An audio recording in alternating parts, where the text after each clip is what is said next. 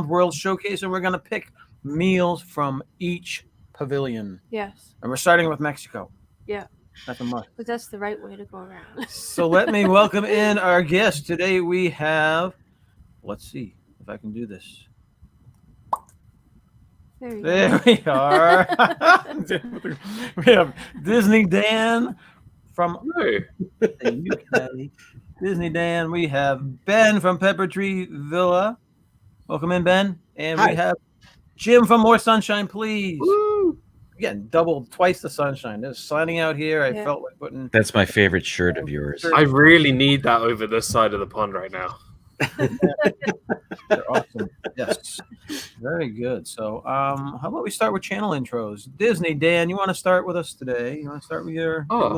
Thank you.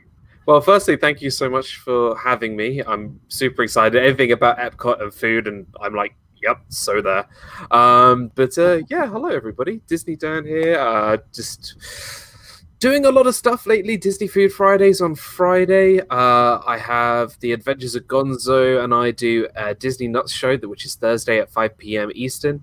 Then my Disney Fiasco show, which I had Jim and Ben on yesterday, which was so much fun. That was episode 90 yesterday, which was at 7 p.m.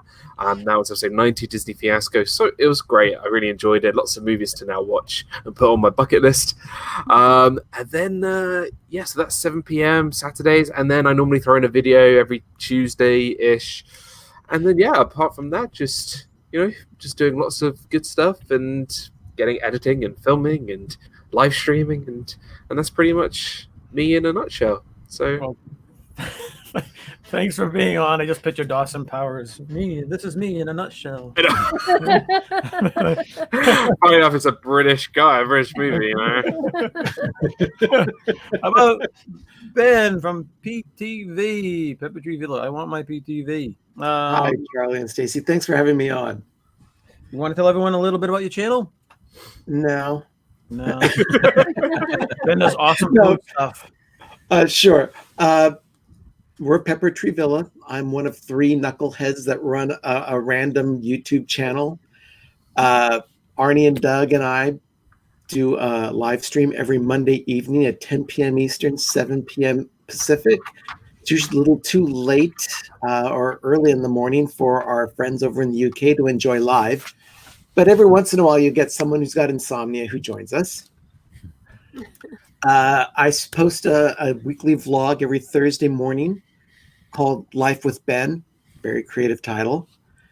And then we also have Arnie that hosts the Daily Dose of Disney at 6 p.m. Eastern, 3 p.m. Pacific. At least he strives to do that every day.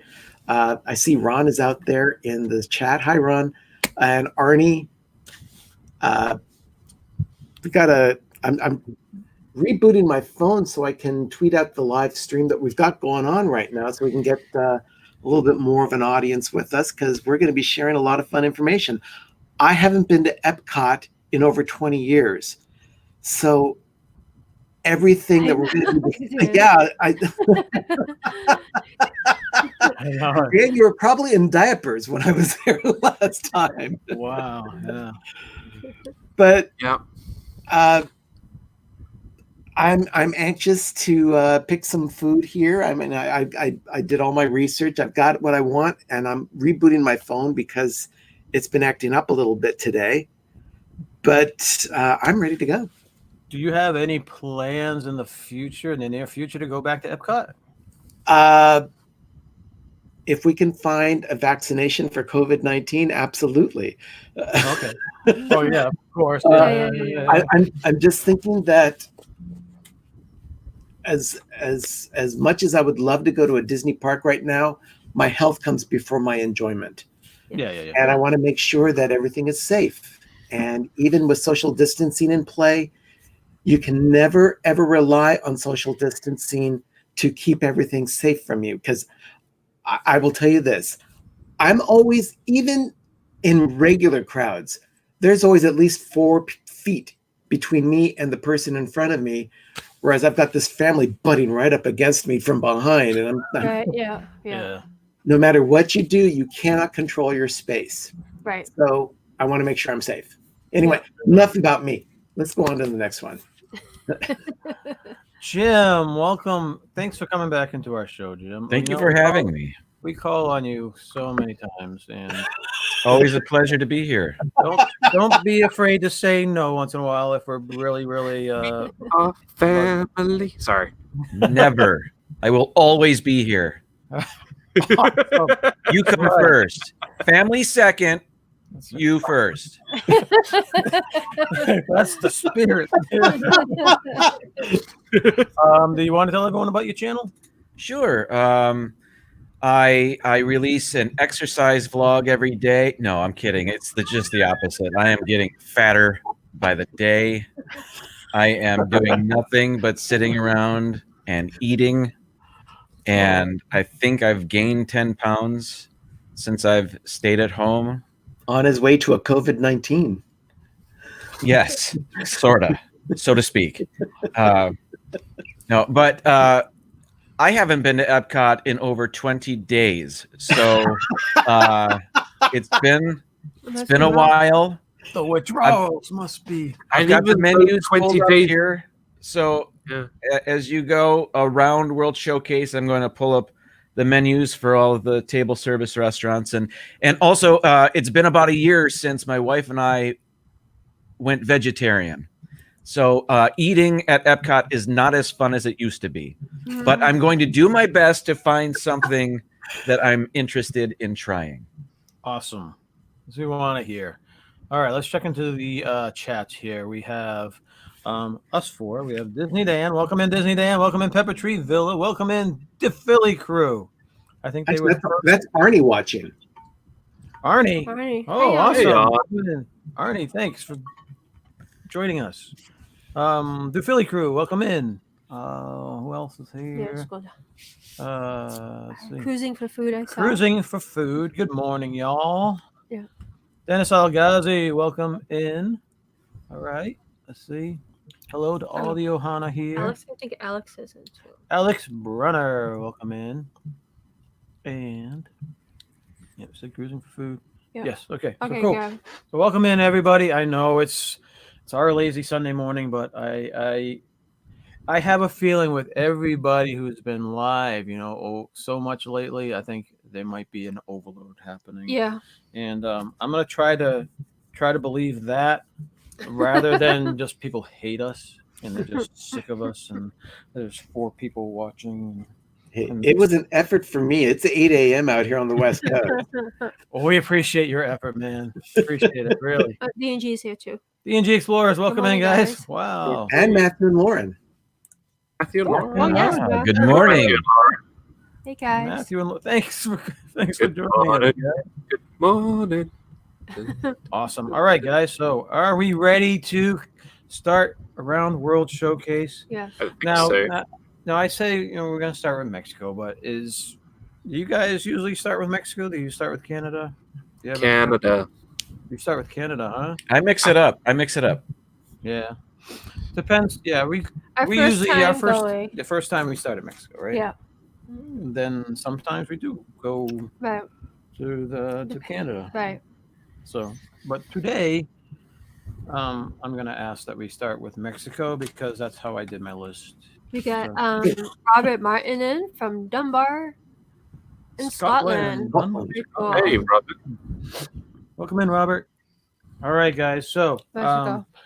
now, do you have a preference of which way we go around the horn in regards to food reviews? Should we start with DizneyDan? He's the expert. Maybe we should go counterclockwise. I wouldn't go that far in terms of expert, but I do like it. I would say you're probably the.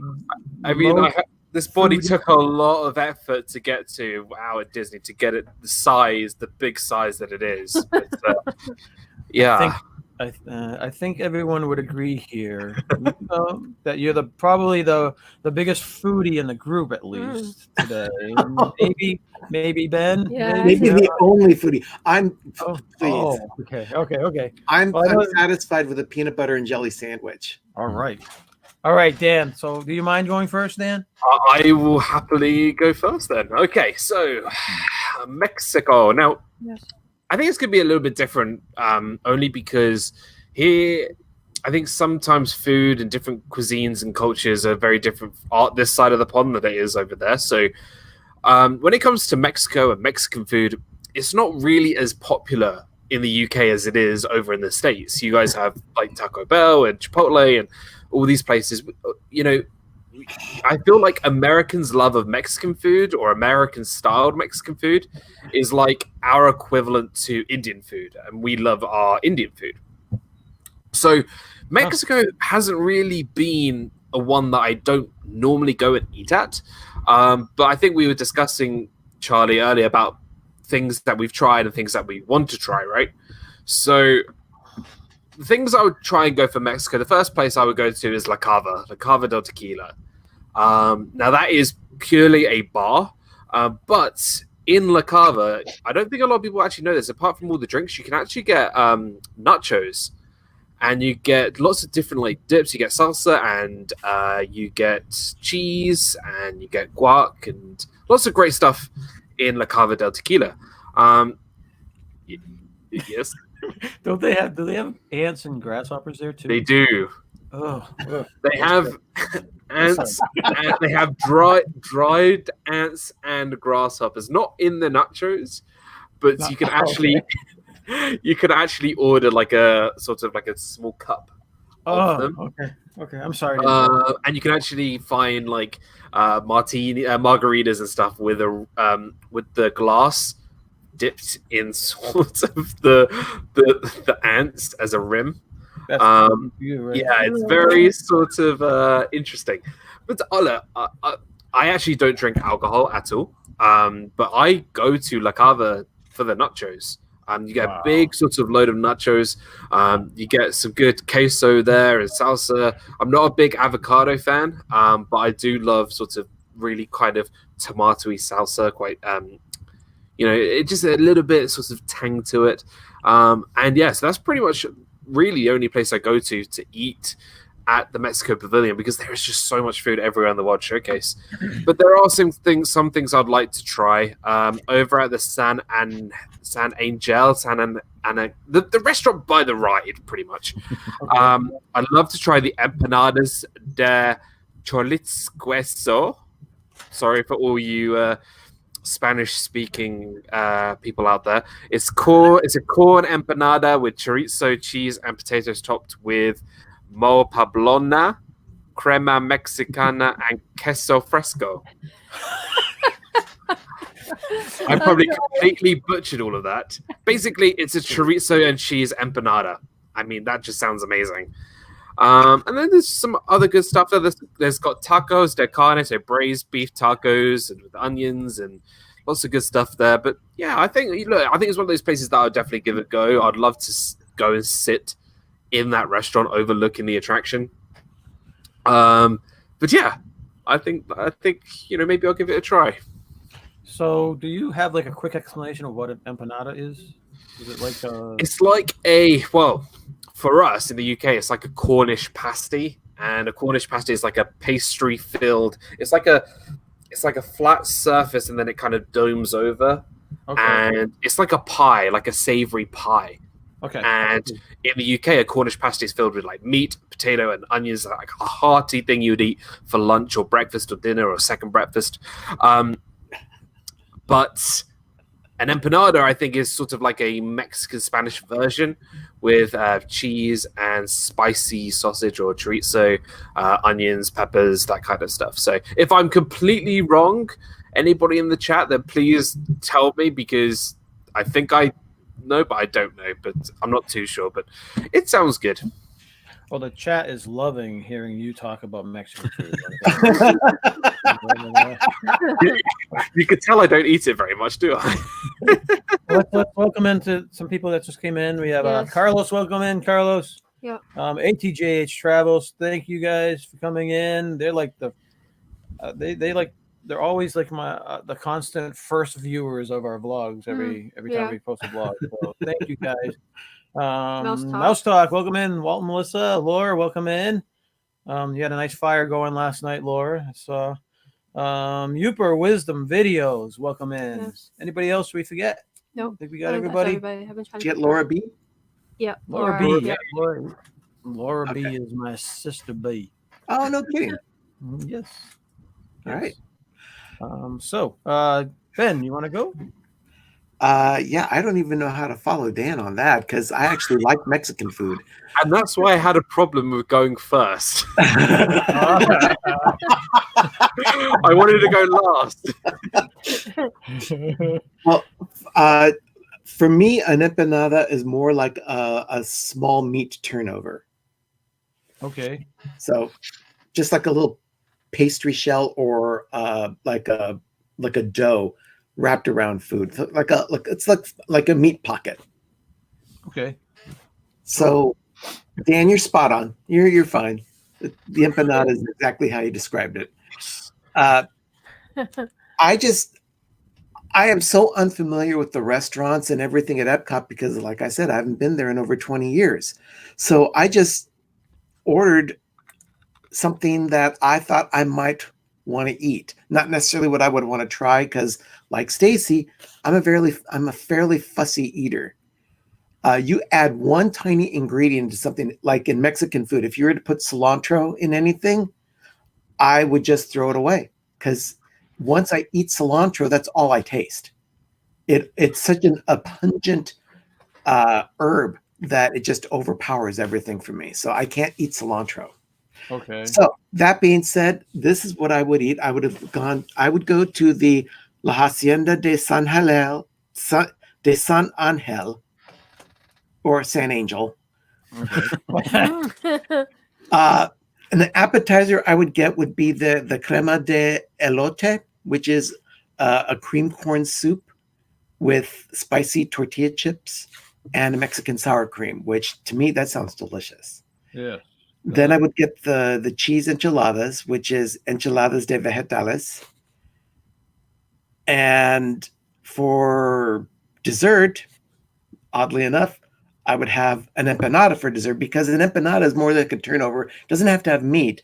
This one that I chose would be filled with sauteed caramel apples served with a dulce de leche ice cream and caramel sauce. Awesome. Yeah. Which Great. I'm already getting indigestion. Well, I love the empanadas at Taco Bell. It's basically it's an apple pie with caramel in it, and Yeah. Yeah. I really, really like them. And Avi still has to try those. Yeah. Yep. We gotta welcome in Disney Mama 78. Disney Mama 78. Welcome to the live stream, guys. I think I met her Very good. yesterday. Yes. PTV cilantro reaction. What's he rate? No, I jumped. Cilantro reaction is genetic. It also includes dislike of salmon. Oh my You gosh, dislike- that could be why I'm not a fan of salmon. However, seafood in general makes me sick. Oh. I love a good tilapia, but the last few times I've had like fish and chips, tilapia or whatever, I've just became violently ill. So I just stay away from seafood as a general rule, just to be safe. So I'm thinking if I'm ever in a trivia contest, I want Ben and Dennis on my team. 'Cause you guys seem to know so much stuff. All right, guys. All right, Jim's turn. Jim. What you got for us, Jim? Okay, again, I went meatless last May, so Yep. eating at Epcot is not as fun as it used to be. I'm looking at the menu from San Angel, and there's not a lot for me, but they have a taco dish, the tacos de vegetables. But they seem to be higher end tacos. These aren't your Doritos Locos taco from Taco Bell. These are they're flour tortillas, so they're not corn tortillas. I actually prefer the flour ones.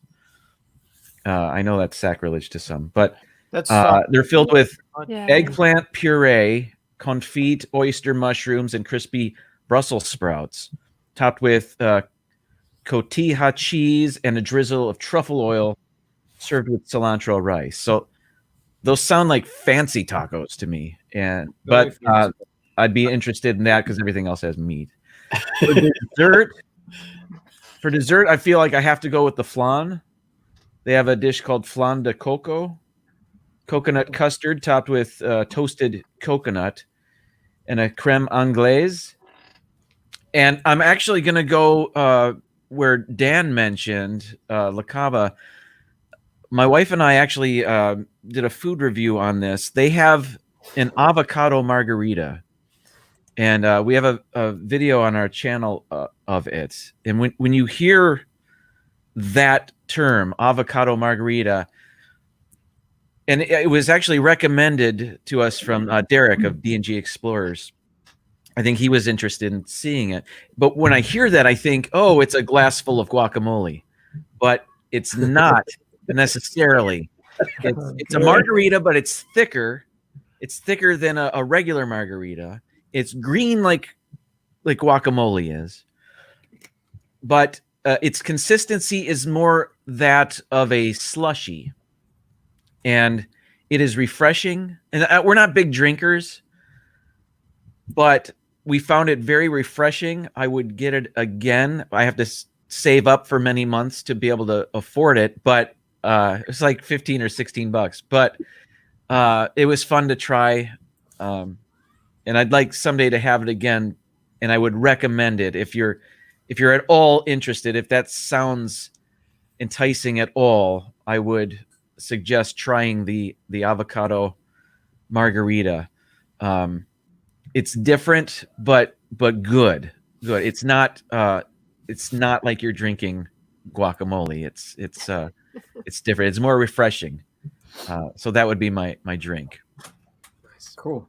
All right, we're gonna welcome in James Ryan. James Ryan, welcome in. Stacy, what did you, one of the most pickiest eaters in the world, what did you go with for Mexico? Okay, so Mexico has 2 restaurants, the one near the ride and then one across the street. Yeah. Right? Well, then they have the quick service too. Right. Yep. So if I do the one in the ride, I would have kids' chicken tenders. But if I do the one across the street, the Mexican restaurant across the street, I would have. Dan, is Dan frozen like that, or is he just total disgust? I killed him. Oh my God, you killed Dan. You just ordered chicken tenders at Mexico. I can't wait till we get to Norway. Trust me. I'm looking forward. I hope you don't have 12 chicken tenders. No, I know. Oh my So if goodness. it's inside, my appetizer was tea, my meal was chicken tenders. But the restaurant outside, I did find Costillas and Salas de Chile, which is a braised short rib with potato puree Ooh, and cilantro chimichurri. I don't know what that is. It's like a sauce. It's like a. And then, so I thought I could probably eat that because it's yeah, the braised beef. So I don't think they could mess that up. and then for dessert, much. they have a Volcan de chocolate, which is chocolate molten lava cake with raspberry. Wow, Nice. So I would that have was to. in Mexico. That was the restaurant, not in the Oh, so it's pyramid. across the It's street. across the street. Oh, So I can eat there. But I We've can't never. eat Have anybody eaten that on the place outside across the street? No, I haven't. Wow. I've eaten we at have to try quick that. service, but not at the restaurant. Yeah, me too. All right, we're All gonna right. welcome in Fantastic Chronicles too. Fantastic Chronicles. Hey. Welcome in. All right, so Right, I'm not your even turn. going to attempt to read Spanish. But yeah, Put I it to have, Google Translate, and then you'll be fine. mine's pretty simple. I got the grilled chicken with roasted garlic potatoes, pepper cream sauce with a side of Pepto-Bismol. All right. Read my comments before I read. Good chaser, that the Pepto-Bismol. Yes, because I remember the last time I had acid reflux Yeah. really Yeah. bad after eating remember. at San Angel. Oh no! This I is like a- what D&G are saying about the kids meals, where it's a great way to keep the cost lower and still get a decent amount of food. Yeah. Yes. See, chicken It fingers. is. But chicken And, fingers in Mexico is a stretch. And then I got the chocolate mousse dessert for in Mexico. This is the restaurant by the ride as well. Yeah, I didn't check that one out across the street. Well, I 'cause didn't have anything, so I was like, "Oh my gosh, I hope the other one has something." I love the atmosphere of the restaurant Yeah. inside the pyramid. And that's where I would want to eat. Right. Maybe someday they'll improve their menu I inside. don't think they've changed the menu. For Yeah, a they haven't while changed now. it for a while. We check yeah. it every trip, and it's the same thing. cool. All All right, shall we move on to Norway? Yeah. Yeah. Let's go. Let's move on. If you want, you can come back my way. We can switch it up. Okay. You okay with that, Dan? Feel free. It's All whatever right, you go ahead, Jim. Norway. All right. This is what's the place called with the character dining? Akershus. Akershus. Okay. Never been. I've never been there. So I'm looking at the menu, and it's all news to me. And surprisingly, there's a couple of meatless options. And the one that sounds better to me. You got to is, pronounce it, by the way. What's that? You got to pronounce the name of the dish. I'll do 'Cause my I'm reading- best. I'm reading it now. Okay. Maybe that's my deciding factor on which one I think I can pronounce easiest. Viking accent. All right. Okay. They have a stuffed pasta. It's called the Flight stuffed pasta. It's cheese and spinach stuffed pasta with olive oil, poached tomatoes, Parmesan cream sauce, and a sweet balsamic glaze. I have that sweet balsamic glaze here at home, and I usually put it on sliced avocado, oddly enough. But it's delicious, so I know what that's all about. Who doesn't like Parmesan cream sauce? But that just sounds. The other one is I think a potato dumpling, but the stuffed pasta sounds better, and I can pronounce that more easily. As far as a dessert, I'd pop over to the bakery. I'd get school bread over there. Yes. I enjoy that. It's different. I can't get anything like that around here. So I enjoy having that every once in a while. And Yeah. this is another dish that they actually no longer serve in the Norway Pavilion, but a year or two ago, they were remodeling the bakery. So they had it closed, but they set up a kiosk outside. And they served something called a Viking dog. It was a hot dog, and it was loaded with shredded pork and just a bunch of stuff. I made a video about it. It was actually the best hot dog I ever had on Disney property, and they no longer offer it. Not that I would get it now, but it was really good. So I remember watching that video. I remember you were very impressed. yeah, it was awesome. It was better than anything I had ever had at Casey's. Wasn't it huge? Yeah, very, very large. Yeah, Wow. priced accordingly. But it was it was awesome. I wish they'd bring that back so other people could try it. Oh, very cool. We gotta welcome in Amy. Amy from AJC. Hey, Amy. JC Magic Yep. TV. Kay. Kay And Kay? Tammy came in here too. Kay Elwood? Kay Elwood. There Yep, she Kay. is. Kay's And here, and Tammy. Tammy. Welcome in, Okay. Tammy. Oh, and Jack Santa Claus Logan also came in. Wow. Welcome I in. almost missed him. Jack Santa Claus Logan. Welcome in. Okay. All right, Jim. Anything else? No, that's it. I see Derek and or Gregory has never had school bread, and they're not even sure what it is. Yeah. That's sad. That saddens me. I could do my voice. I could do my voice. Hold on, wait. School bread is a sweet roll filled with custard and dipped in coconut. Really? Very good, yes. Okay. It's like a donut filled with custard and like dipped in coconut. Right. And there's a it tastes like there's pepper in it, but it's not Yeah. pepper. It's There's an image of it. yes, Oh, there's I little don't know. specks. There's dark specks throughout it. And when I first had it, I thought, oh, this has pepper in it. What? That's unusual, but it's not pepper. It's Yeah. I have to look it up, but it's a nice little kick to it. It's It's not overly sweet, I don't think. It's very Correct. sort of quite bold. It's quite like it's got quite a lot of depth flavor there. yeah. Oh. I like it. Really? That's Okay. it for me. All right, Ben's turn. How about Ben? Well, being that Norway has a real big seafood influence, I would have an issue eating at the Akershus. Okay. So I opted to go to the bakery. And I went with the ham and apple sandwich with the Munster cheese and the Harlsberg and the apple chutney, which sounds delicious to me. I've had that sandwich before. Yeah. It was awesome. Yeah. Okay. Well, then I made the right choice. Yes. And then for dessert, I went with the Norwegian kringle, which is a pretzel-shaped pastry with assorted toppings of cinnamon, almonds, or chocolate. Yum. Yes. I So remember a lighter meal than the Mexico meal, so I probably wouldn't feel as full, but probably just as satisfied. Yeah, I love that bakery. It Mhm. has some good sandwiches in there as well as the bakery stuff. Yeah, It's- Carlos was saying he liked the Norwegian club sandwich too.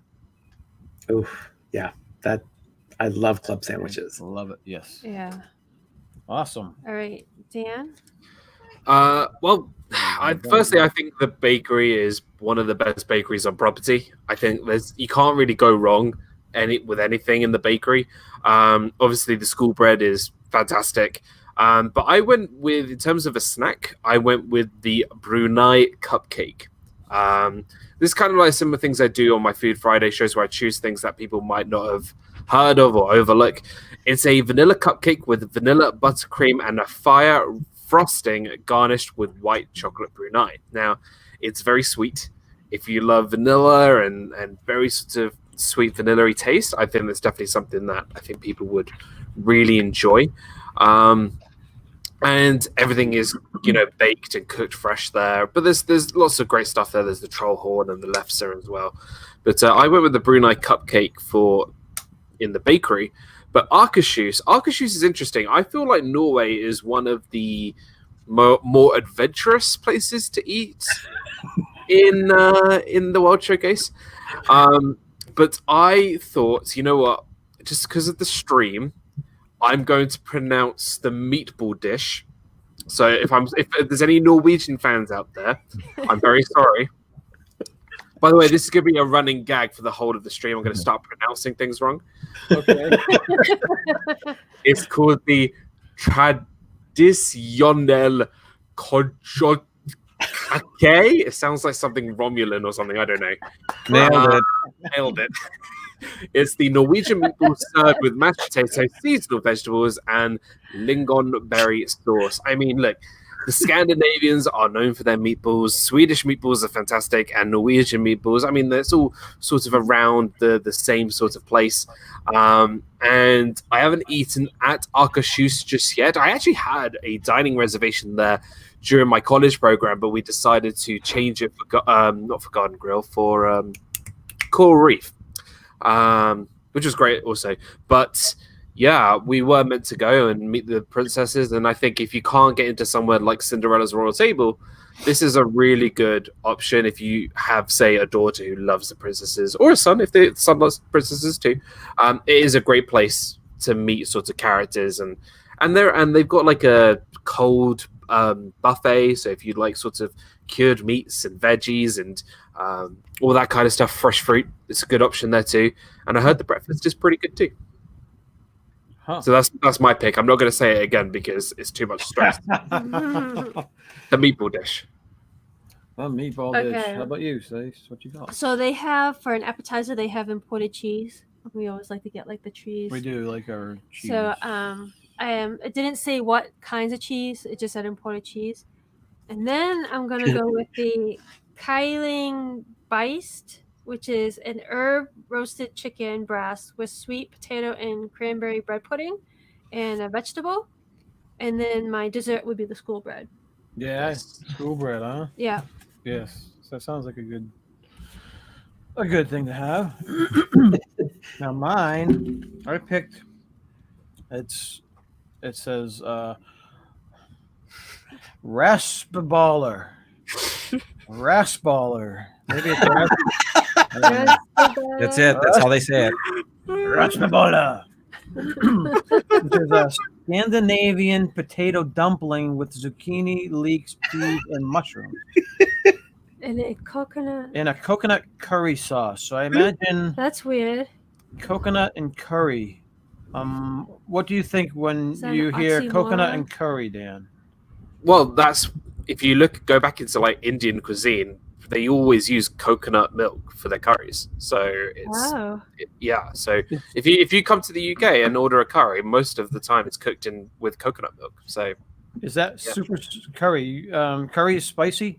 Is it? curry is spicy, yeah, it's spicy, but they just add the milk to give it volume and depth and just give it sort of not like a soupy curry. They want to make it sort of quite thick and tasty, but because coconut is thick, it gives it a little bit of a sweet taste.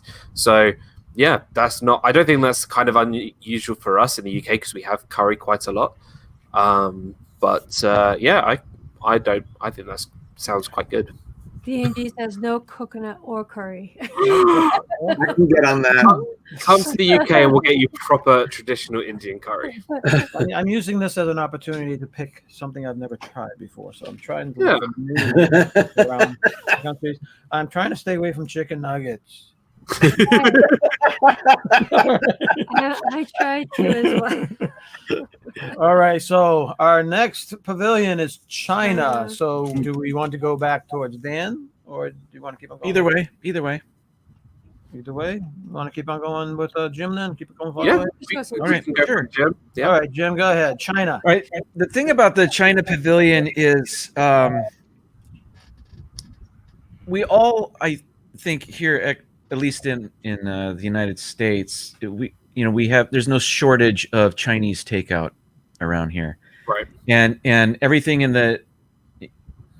at Nine Dragons, the restaurant in China, it's just a more expensive version of what we all have immediately around us. So I seldom eat at the China Pavilion.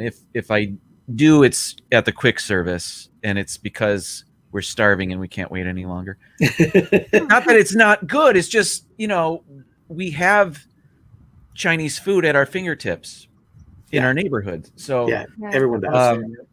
so I don't often eat here. And as I'm looking at the menu, again, if I'm looking for meatless options, there's not a lot. They do have vegetable spring rolls, which I enjoy everywhere. So I'd get that as an appetizer. They have just a simple vegetable and tofu stir fry, which I would be forced to get because that's about it for me.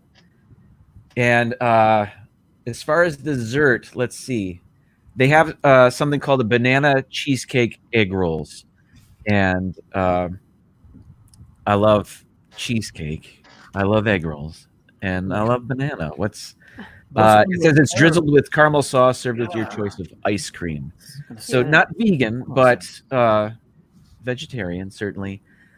So while I wouldn't be the most excited to eat here, and having said that, I've had wonderful things during the Food and Wine Festival. Yeah. There was a live stream where I was going around and D&G Explorers were suggesting dishes to me. And they suggested something at the China Pavilion that was amazing. And I can't remember what it was. It was some sort of pork dumpling of some sort. I'd have to look it up. But so China has wonderful things there. It's just not my go-to place to eat. But I'd go with the stir fry, the vegetable rolls, and the cheesecake. Awesome. How about you, Ben? Well, like Jim said, Chinese food you can get practically everywhere here in the States. So for me, this wasn't that difficult to choose from on the menu. I went with some of my go-to things for an appetizer. I'd go with pot stickers. I love pot stickers. Ooh, yeah. For my main course, I chose the Kung Pao chicken because I do like a little bit of spice. And I agreed with Jim. The banana cheesecake egg rolls looked delicious, or at least the concept of them. I don't know how they turn out when they arrive in front of you, but I can only assume that they're delicious.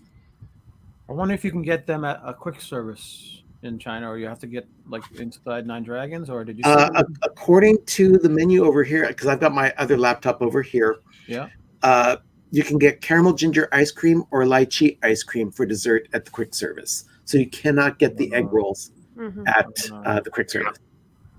Bummer. That's why we haven't gotten it. We never go into the Nine Dragons. Yeah.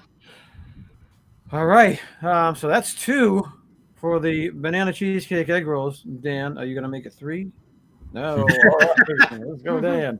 Now, I think people forget there are actually not 2 places to eat at China. There are 4 places to eat at China. Okay? And I didn't choose Nine Dragons. I didn't choose the Lotus Blossom Cafe. The first place, and I think the best place for Chinese food, is the Joy of Tea stand right outside the Chinese Pavilion. It's not actually inside. It's literally on the other side of the walkway. It is by far my favorite place for Chinese food. They have this thing called a lucky combo, which is a curry chicken pocket with a choice of 2 egg rolls and a soft drink, and that's $11, and that's pretty much a meal in of itself. And then you can also choose all different types of tea. So you have bubble milk tea, milk kappa lychee tea, jasmine tea, oolong tea, lots of really great stuff. And they got cocktails there. For me, I could easily just eat at the Joy of Tea stand because there's so many good stuff there. And then the other place, if you're looking for something sweet, head to the merchandise shop right at the back of the pavilion, and you'll find I call him sort of a craftsman of food, where he creates incredible designed cotton candy.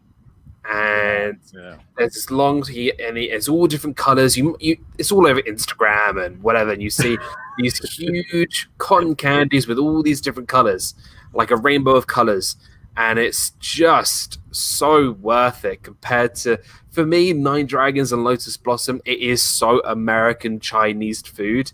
It's not proper Chinese food. It just isn't. Heck, even in the UK, we don't even have proper Chinese food. It's still kind of that Americanized Chinese food. We want something more authentic.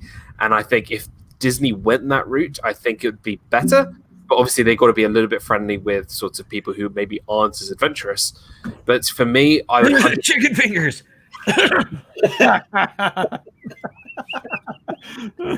So sorry. I love the fact I threw you the softball and then...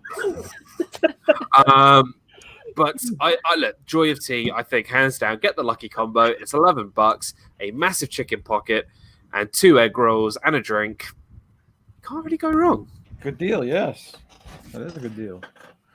All right, we got to welcome in Timothy Rainwaters. Timothy. Welcome in. Thank you for coming in. Okay, so we have eaten at the Nine Dragons, I think when Ava was an infant, so it's been quite a while.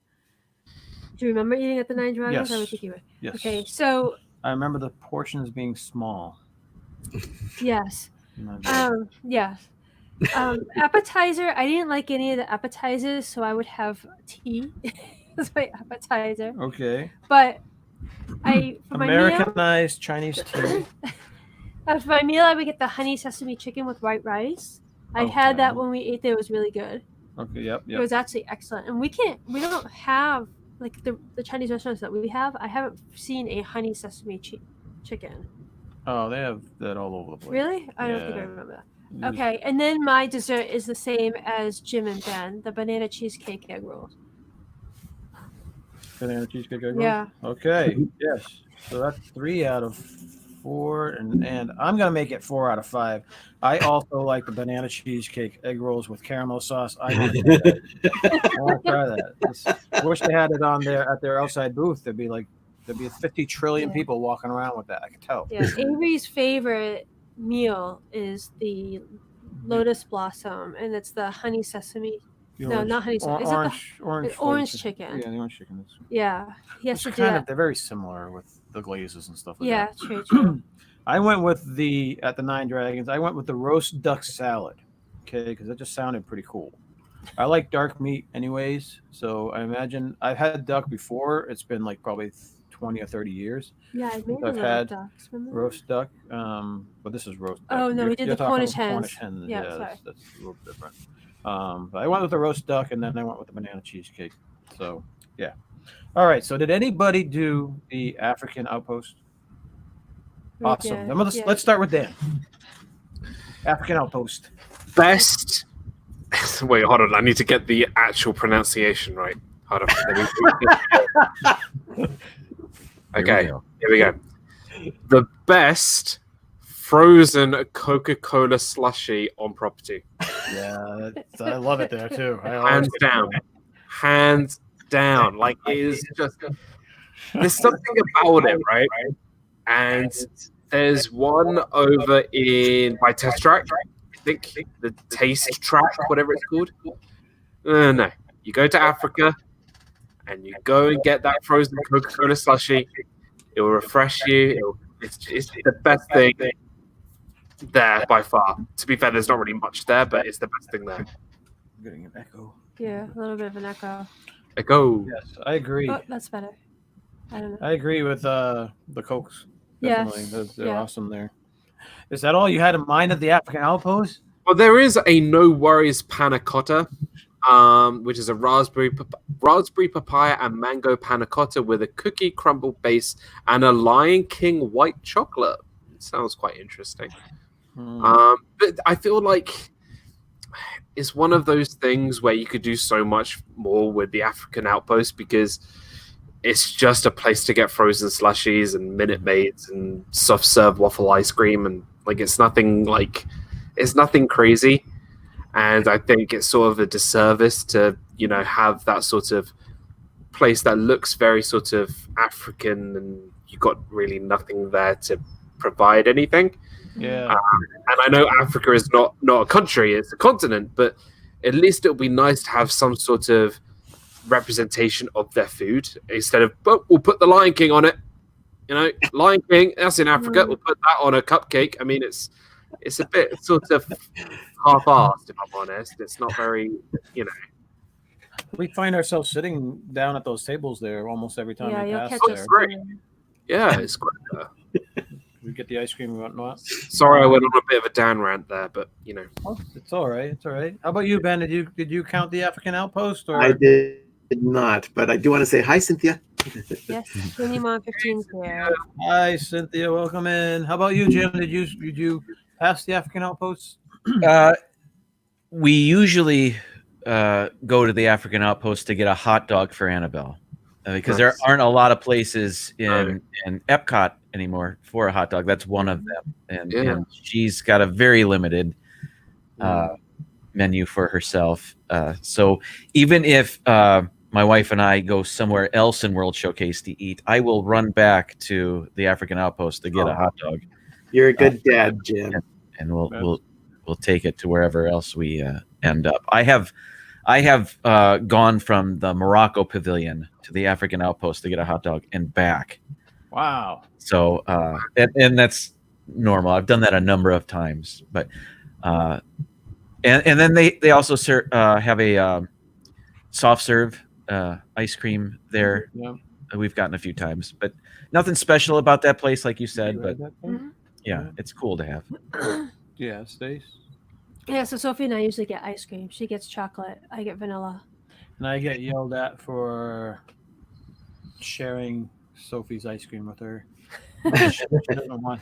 I get an extra spoon and then I sneak. Yeah. They also have a I forget the name of it, but what is it? Swahili meat pie. They have a meat pie there. Yeah. I have not tried yet, but it looked pretty good. The Philly crew mentioned the meat pie in the chat. Did they Yeah. like it? I think the meat pie exclamation point. I'm assuming they did. I would say that's yeah. So okay. Yeah. So that's all I had for the African outpost. So next, after the African outpost, we slide into Germany. Germany. Who wants to go first? Jim? Sure. Yeah. Jim? All right, Jim. Take away Germany. This is a place, and I've never been to Beer Garden, so I'm sticking with the quick service. Summerfest is what it's called. And this is a place where we just recently started to enjoy. Normally, we'd go to Epcot later in the day, enjoy some rides, World Showcase, and then we'd go to Summerfest in the Germany Pavilion, get a couple of things, and find a table by the fountain in the courtyard there in the pavilion, and just sit there and have a nice leisurely snack or late dinner-ish snack. I don't know what you call that, but and there's not a lot for non-meat eaters there, but we do get. They have a potato salad there, and they also have a noodle gratin, which is just baked macaroni with a cheese custard. So my wife and I would split that. Annabelle would have her Frankfurter, another place you can get a hot dog-ish type thing. And those things come with paprika chips, which are just sliced fried potatoes. They sprinkle with paprika. Yeah. But it's we just enjoy people watching and having our nice little meal there by the fountain, which is beautiful. It's later in the day normally when we do that, so the weather is more pleasing. Yes. And then again, we're not big drinkers, but they do offer the Schaffenhofer, the grapefruit beer there, which we both enjoy. And when I say both, I mean my wife and I, not my daughter and I. That would be awful. But yeah, so the potato salad, the gratin, the Schafferhofer, and I don't know if we've ever gotten a dessert there, so I'm going to pass on that. Ooh. Yeah, so Mouse Talk says, there is the caramel couche there. That's right. I forgot about that. I'll go caramel popcorn. I'll go that. I'll do that. By the way, I looked up the spice I could not remember in school bread, and it's cardamom. Cardamom.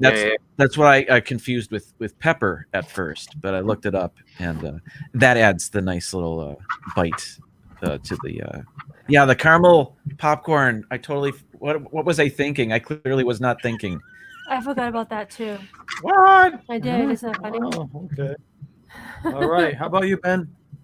Jim pretty much nailed it for me because I've never been to the beer garden. I would probably stick to Summerfest and Frankfurter. The baked macaroni with cheese custard sounds delicious to me, but I would have added an apple strudel with that. So can someone explain to me the difference between macaroni and cheese and macaroni and cheese custard? What's the difference? Is it just a way of saying macaroni? It's a fancy name. Okay. Well, if it's custard, that they've added egg to the cheese. I'm guessing. I don't really know. Oh. Arnie, can you stand in for this? I would imagine they added egg to the cheese solution or cheese sauce, and then they baked it. I would imagine that's what would make a cheese custard. Okay. Cool. I'm sorry. I just had that question. All right. DizneyDan, did you want to take away Germany? Oh gosh. I'm gonna be the bearer of bad news. It is probably my least favorite pavilion. Food wise. I'm not a fan of German food either. So I've been to Beer Garden. Had really not a great meal. All the food was cold. It's a buffet. Every time we went to the Beer Garden, the food was cold and it was horrifically overcooked. And I just wasn't a fan, if I'm really honest. And don't get me wrong, I like German culture, but for me, there's only so much I can hear of the guys playing the music. I'm like, I need calmness when I need to focus. And then you got those guys like, and I'm like, it's great. I think it's great, but I sometimes when it gets too much for me, I'm just like, I need just focus on my food. But I'm happy to give it another go. And to be honest, I don't really spend too much time in Germany. I think the caramel couche is nice. Not that I really buy anything from there. If I was to buy something from there, it would probably be just the big pretzels. I think you can't really go wrong with a big pretzel. I think they are a lot better than the Mickey pretzels in terms of size. But for me, look, you got Germany here. But then the next pavilion, I would happily skip the Germany pavilion and go and spend like 12 hours in the next pavilion, which, spoiler alert, I'm not going to tell you, but yeah. Yeah, so I'm sorry, Carlos. I'm sorry, Fantasmic Chronicles. I'm really sorry that it isn't my favorite. But look, everyone has different favorites and everyone has different things. I just am not a fan of, Beer Garden or... I'll give it a go. I'll give Summerfest a go, but yeah, I'm sorry. Yeah, Arnie took my thought in my head. I had that. I call it the Oompa Loompa music, but it's the Oompa music. That's it. That's it. We're gonna welcome Alyssa Stenberg. Alyssa, welcome in, Alyssa. Okay, so All right, we Germany. did eat at Germany. We actually went in because we had your England family. Yes, we had like a full table. And so that was fun. English cousins and It is. Sorry. It is. I liked how it was a buffet. Our food was fine. It was warm. We didn't have any issues. yeah. It was... And I was worried about eating there because I don't eat German food. Well, but... maybe we should put the disclosure that Stacy loves her meats well done. Okay. So he was saying stuff. Here's the test. Yeah, When you go for a steak, how do you like your steak? Burnt. Burnt. Oh, okay. She has to butterfly her steaks and double burn. I tell them. him It's you like... can butterfly it, and if it's burnt, burgers too. Wow. If it's crispy, it's If fine. you were to rip a scab off an elephant, that's how she likes her Oh my steak. God, what? Gross. This is disgusting. You like them burnt. Oh my God. We lost Nance. All right. So Dan, come back to us. I'm not gonna be able to eat meat for a week now. I don't know how you came up with that. Scab of an elephant. That's the best analogy I think I've ever heard in my life. Yeah. Oh my God. Okay. I think I remember they had salad, so that would be my appetizer. And I remember they did have rotisserie chicken. Yes. So I had the chicken. That was like my savor, and that was the only meat that I think I was able to eat there. And then I know they had different types of potatoes, so I remember getting that. And then like Sophie did the same thing. She had the chicken because she's even pickier than I am. So we're running back and forth like you do, Jim, for Sophie. And then my two desserts that I tend to get in there is the caramel covered in chocolate and sea salt. And I also like getting the apple pie candy apple. Oh, that's from the caramel couche. Yeah. Those are from okay. both that caramel store. Yeah. Yeah, me too. So yeah, I'm also going inside the beer garden, and I'm getting the rotisserie chicken. I'm also getting. I like salmon. I like the salmon that they have there. Yeah, I like think the Avery did potatoes too. and the schnitzel and spetzel Oh gosh. and sauerbraten. But I also eat at the outdoor place. You do with it, Jim, Avery. Jim and Ben. Yeah, me and Avery. Now, a lot of people, they get turned off by the smell of German. Yeah, Sophie doesn't like it. The sauerkraut or whatever that smell is. I think it's from the sauerkraut. But, but some people, it's like walking into a brewery. If you ever go on a brewery tour, you either really love the smell of the hops and stuff, or it really makes you sick. Yeah, I don't like people. the smell of hops. Yeah. I tend to like that, and I like the smell of the Germany pavilion too. So, but yeah, so that's what I went. I went inside this time just to mix it up. Yeah. Because I wanted to try the schnitzel and the spetzel, whatever that is. I want to try it. And for desserts, I love the caramel popcorn. I love the caramel popcorn, and I like the chocolate covered pineapples. Yes, that too. I get that every time. Yeah. No, you can't share it. You already picked yours. So I'm getting the elephant scar and Elephant scab. scab, whatever it is that you said.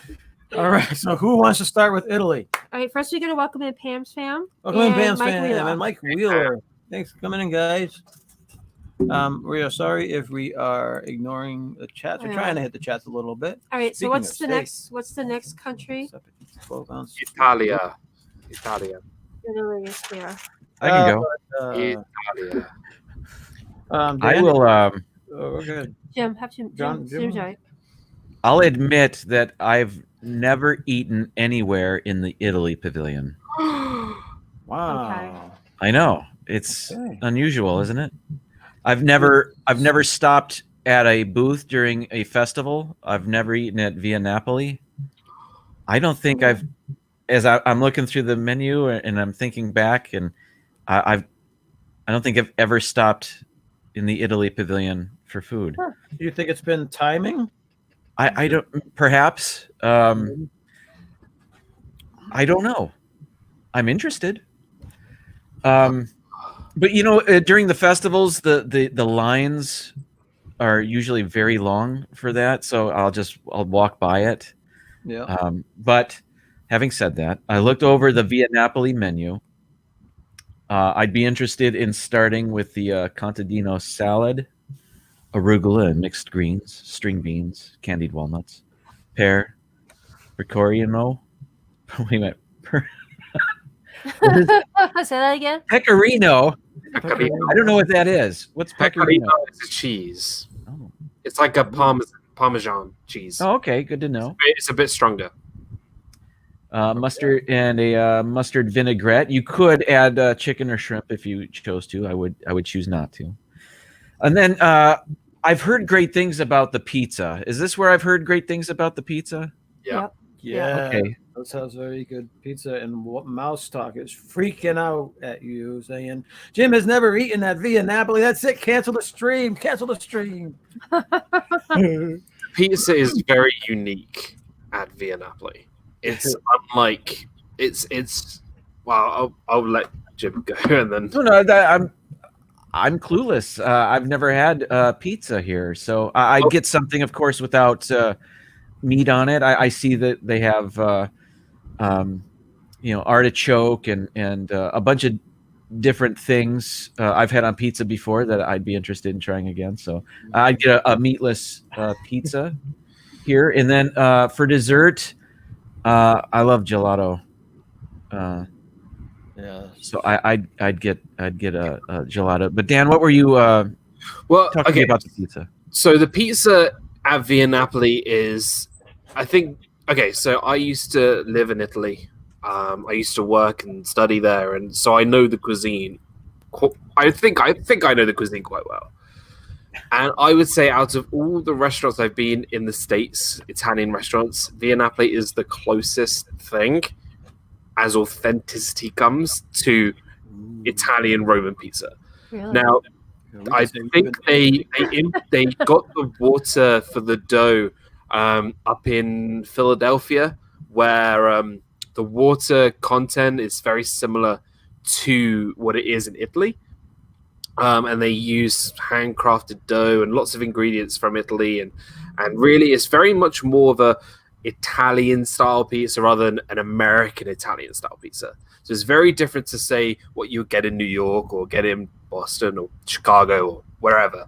I would say it's definitely more authentic than what you would get anywhere else in the States. That's just my personal opinion, just because of how they do it. Good to know. Good to know. I think another reason maybe I've never stopped here is because, again, like Chinese restaurants, there's no shortage of Italian eateries around here. So maybe that's another reason if I had to think about it further. But I'm interested. I'll eat there someday. I would definitely recommend it. Good to know. Thank you. Awesome. How about you, Ben? Do you have any choice from Napoli? I actually went with Jim's frame of thinking of that pizza you can get just about anywhere.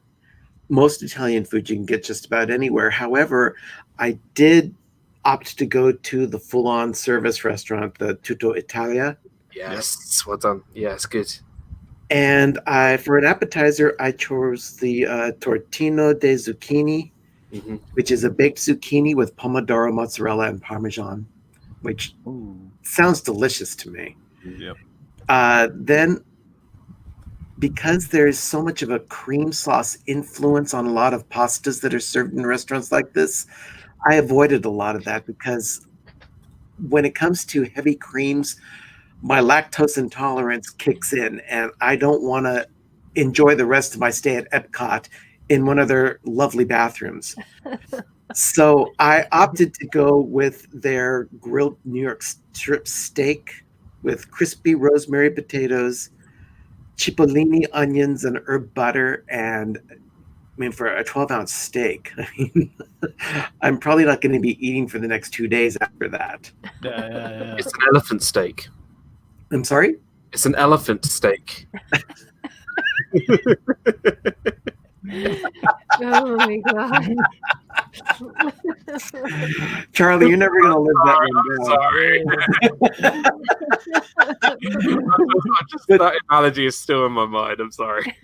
But for dessert, I got their warm hazelnut chocolate cake with a vanilla gelato and a chocolate sauce. Oh, that sounds really good. That sounds awesome. Really good. So that little meal would set you back about $60. Yeah, Totally worth it, though. exactly. Worth it. All right. Okay. How about? I think it's Dan's turn. Right, we're going with Dan. Dan. Yes. Unless Stacey wants to go. I mean- No, go ahead. Go ahead. Okay. So we're gonna go to Via Napoli. It's probably my favorite restaurant on the World Showcase. Really. I think the food there is very authentic. It's very sort of, it's true to what it is, and it's not like a lot of other restaurants I've been to in the States that are Italian based. So I'll start off with the arancine, which is the fried risotto balls, mozzarella and meat ragu, which is, it's kind of like it's risotto, fried mozzarella in like a meat sauce. It's fantastic. I had that last time, and it was really, really delicious. And then you got your pizzas, you got your pasta. I think for me the pizza I had was called the picante, which is the tomato sauce, mozzarella, and Italian spicy sausage. The spicy sausage is actually it's not really overly spicy, but it does give you a little bit of a hit to it. It's got a little bit of a heat. I always add a bit of the cheese on the table, the parmesan, as well as the chili flakes. Just add a little bit more to it. That was delicious. But the dessert I had last time was amazing. It was called the Zeppole di Caterina, which is the ricotta cheese fritters served with whipped cream and a chocolate sauce. It's literally like balls of ricotta. It's like mini donuts filled with ricotta, and you dip it in whipped cream and chocolate, like rich chocolatey milk chocolate sauce, and it's just delicious. I had an amazing meal. It was the same day as the Beverly Challenge, so while everyone was drinking a lot of Beverly, I was there having my pizza, my arancine. It was delicious. I mean, for me, that is a perfect meal at Disney. I love it. I love it. Awesome. Cool. No, we have a reservation for the pizza place in August. We're down there in August, yep. So Mm. we're definitely gonna have it again, yes. 'Cause, we don't usually tend to eat there because it's We feel the pasta is very. we're It's just, like just worried about it, yeah, because it's 100 and something degrees out, and then you have hot. a belly full of pasta. Yeah. It doesn't mix well. It's the way we look at it. But you know what's great is easily the stuff on that menu that's so easily shareable. Like they are really big portions there. The pizza I could easily share with people. Not that I'm going to, but you can easily share it with people. Right. The pizzas are like They're huge. 8 feet across. Yeah, that's the ones that are width of your arms. That's just for one. Crazy. It's Yeah. crazy. Okay, kidding. So I didn't go with pasta, and I didn't go with pizza. Don't say chicken nuggets. So my Don't say chicken appetizer nuggets. is the Caesar salad, which is romaine lettuce, shaved Parmesan, savory breadcrumbs. And then I went with polo arroz, which is a half roasted roasted chicken with mashed potatoes, and then my dessert was the tiramisu, which Oh, is I love mascarpone Tiramisu's good. cream, espresso coffee, ladyfingers, and chocolate. Yes. So Love, was that love sit tiramisu. down place? That was the yes, that is the Via Napoli, I believe, or the the other the one. Tutto Italia. Yeah, that one. I went to the Tutto Italia as well. I had the appetizer. I had shrimp and lobster risotto balls. So I want to stick with the balls. Stuffed for my main meal. I went with stuffed chicken breast, mozzarella, basil, tomato sauce, and this was a weird thing that I saw. Also, is home fries. So are home fries different? American home Italian fries styles, versus- because I'm thinking home fries. I'm thinking what I get for breakfast home fries, chopped up potatoes, Yeah, fried in a potatoes. skillet or whatever. So I what would they don't say? think it's very authentic. I think it's definitely more for an American audience because you would not find fries really on an Italian menu. So there's nothing. I was thinking maybe it was something exotic. I totally was thinking, different. I was thinking maybe Right. something Italian. Their whole fries. Normally, their sort of potatoes, they use sauté potatoes where they kind of do it in slices and then they fry them like that. But no, I think it's something more for the World Showcase, I think. All right. Well, anyways, I was. Sounds hoping- good, And for my dessert, I think I think I'm gonna go with what Ben had, right? The warm hazelnut chocolate cake, vanilla gelato with chocolate sauce. That sounds really Was that- good. Yeah, that sounded That awesome. would be my second item I would have picked. Yeah, Yeah. well, you can share that one with me if you want. All right. So, all right, the next one, we're going to America. America the Beautiful. Okay. Who wants to start this one off? we haven't eaten at the new America restaurant. Not Not yet. yet. All right, Jim. Yeah. Jim. All right. They've recently opened the Regal Eagle Smokehouse there, and while most things are not on my radar, one thing is they offer what they call a barbecue jackfruit burger, and this is their plant-based option. And I've heard good things about it. When I first heard of it, I thought, oh, they've used jackfruit is quite often used as a meat substitute for dishes. You'll find it most commonly kind of resembling a pulled pork, something like that. They'll shred it and they'll mix it with a barbecue sauce. I've seen that quite a bit. Okay. Are those giant things that are hanging from those trees and living with the land? Like They might be. I have no idea. big jackfruits. Yeah. Okay. I don't know. I don't know how giant they are. That might be accurate, but I'm not positive. Okay. I've only seen it pre-packaged in the grocery store, frankly. But so I thought this burger was going to be like a pulled pork sandwich, but the jackfruit is actually accompanying a Beyond Burger patty, and there's two types of plant-based burger patties that are really popular right now: Impossible and the Beyond Burger. Mhm. And Disney offers a Beyond Burger in many locations. So this is a Beyond Burger between two slices of bread topped with this shredded jackfruit. So jackfruit's not the main part of this entree. It's more of a condiment on top of the burger.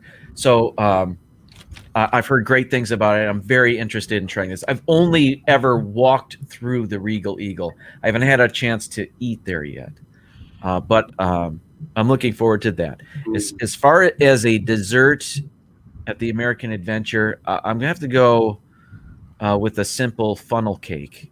We enjoy funnel cakes. It's something we can get and share easily. We can devour it in about 90 seconds. I don't know. Yeah. But it's just fun to have. It's light. You can easy to share, like I said. And then I'm going to cheat here a little bit. I said I'm not a big drinker, but I've had a couple of beers at the American Adventure during the festivals that I quite enjoy. One of them being an eggnog white porter that they offer during the Festival of the Holidays. So it's an eggnog beer. which Really? sounds gross at first, but it's, again, they're not Huh. mixing eggnog with the beer. It's more of you have a nutmeg and a couple other spices thrown in there, but it was very good. It reminded me of eggnog in beer form, which is weird, but it was very good. So if you'll allow me to, that'll be my adult beverage at the American Adventure, the eggnog beer. Do you think it's a cold weather beer? Well, it's an anytime beer, Yeah, frankly. okay. It's served cold, so it was just it was a treat to have, and I've actually looked for it locally here. I was actually looking for it during the Taste of Christmas for the Pepper Tree Villa. I was hoping I would be able to find it so I could share it on their live stream, but I looked maybe half a dozen places and I just could not find it. So as far as I know, Epcot's the only place I can get it for about a month. So so I'm looking forward to having that again someday. Oh, Pam Pham just confirmed. She said she just looked it up, and yes, the jackfruit is the big fruits on the trees. Okay. That's interesting. Okay. Awesome. We gotta welcome in Fear the Living 92. They've been following us since that Chris Evans video. Really? Yeah, Awesome. so that's pretty good. Yeah. Hope you guys are doing well. We're doing okay here. Awesome. How about you, Ben? I America. noticed here that Tony, Phantasmic Chronicle, says that jackfruit is huge, but I hear it's good and takes on a lot of flavors, other flavors. That sounds a little like tofu. Yeah, a little bit. Let's say. Yeah. Also, Carlos, the Disney World freak, was talking about brisket, and that's exactly what I would be getting at the Regal Yeah. Eagle. The Favorite sliced so tick far. beef brisket sandwich says it's with rubbed with our secret brisket rub, then slow smoked and smothered in spicy mop sauce and placed between garlic toast and served with your choice of side. Now, choice of side for me, normally I gravitate towards French fries because everyone gravitates towards French fries, but I would probably go with onion rings here because okay. I think that would pair really well with the brisket. And then for dessert, funnel cakes, not my thing. I mean, I appreciate them, but I'd probably go with the banana pudding. Okay. Banana pudding. I'm not going to say what I had, but I think that's a very good choice. Yeah, well, I can only imagine what all this food is like because, like I said, I've been to Epcot in a very long time. But I'm amazed that with all the variety of foods that you get at all the rest of the world showcase pavilions, Americans can only come up with that. I mean, come on. Of course, we do base a lot of our cuisines from other places around the world. So when you're talking about something that is quintessential American, maybe fried chicken, maybe a brisket sandwich. So I guess that's all right. Yeah. Arnie, I would love to have a brisket sandwich there. Yeah. Mhm. Awesome. If it's as good as the carnitas you and Doug made, then absolutely. They make a great thing of carnitas in their Instant Pot that, oh my gosh, I'm just go to Dan. I need a moment. Dan, America. Can I just say that I am so happy that the American Pavilion has brought a really good looking restaurant now. You had the Liberty Inn restaurant before this, and it was, let's be honest, the most tired looking restaurant I think in the whole of the World Showcase. Garbage. It was just I mean, look, hold on. You have Disney World, right? In the heart of Florida, in America, and this is what you come up with? Yeah, Like horrible. as an outsider, as someone from overseas to come to the US, and you expect to come to the World Showcase and experience the culture at its best, and you see this Liberty Tree Inn with garbage food. I'm like, what are you doing, Disney? This should be your flagship, pavilion. This should be what it's all about. So I'm happy that they completely got rid of it. It's a new place to eat. And I can actually get some really good American comfort food. And I think that's what's really important about this pavilion in particular. It's comfort. And I think you guys as Americans, when you go there, you feel sort of that sense of comfort when you go to the American pavilion, right? It's all things we know. It's stuff we love. It's kind of like we're used to it. And I think that's what I get from when I look at this menu. I mean, the first thing that comes to mind is the American platter. Now, it doesn't tell me exactly what the American platter is, but anything with the word American and platter next to it sounds my kind of thing. So I'm assuming it has a bit of everything. It has pork ribs, half chicken, brisket. It probably has everything. It says it comes with choice of side. I would be tempted with the onion rings. The onion rings looked amazing. I'm a big fan of onion rings, but I love burnt ends. The baked beans with burnt ends. Now, burnt ends, the really charcoaly parts of the meat. Okay. And it's really it's heaps and heaps of flavor, way more than I think you'll get from a steak. But it's quite there's not a lot of it to actually have a full meal. So baked beans with burnt ends would be my side. So I'm looking forward to eating at the Regal Eagle Smokehouse. But I've never, ever, ever have had a funnel cake. Ever. Never had a funnel cake. So I'd be intrigued to see what all the hype is about. And I don't really want to be let down. It's fried dough. There's nothing special. See that stuff we don't get here. Fried dough? That sounds amazing. County fair. But you guys have fried dough. We've got this thing called fried bread, and it's not toast, it's bread, where we put like eggs in a pan and lots of sugar, and we just put bread in it and just fry it. It's like calorie clotting artery brilliance. Is that like French toast? Yeah, French toast. Sounds like it. Yeah, that's what It's French toast, but way, way less sugary. It's more like frying it like you would like fries. Oh my god! Really? Okay. Yeah, it's like artery clocking brilliance. No. Artery clogging, brilliant. It's amazing. It's like I don't know, maybe 3,000 calories per slice. Oh, wow. Okay. All right. Maybe it's a bit over dramatic, maybe 2.5 but it's a lot. It is a lot. But yeah, I'm excited to actually eat at the American Pavilion because I've never eaten there before. So yeah, me too. I can't wait to try this place. How about you, Stace? All right, first I gotta say, Fear the Living 92. I definitely remember you, and I remember after we saw Chris Evans, we're like, oh my god, I can't believe she left. So we thought of you after that too.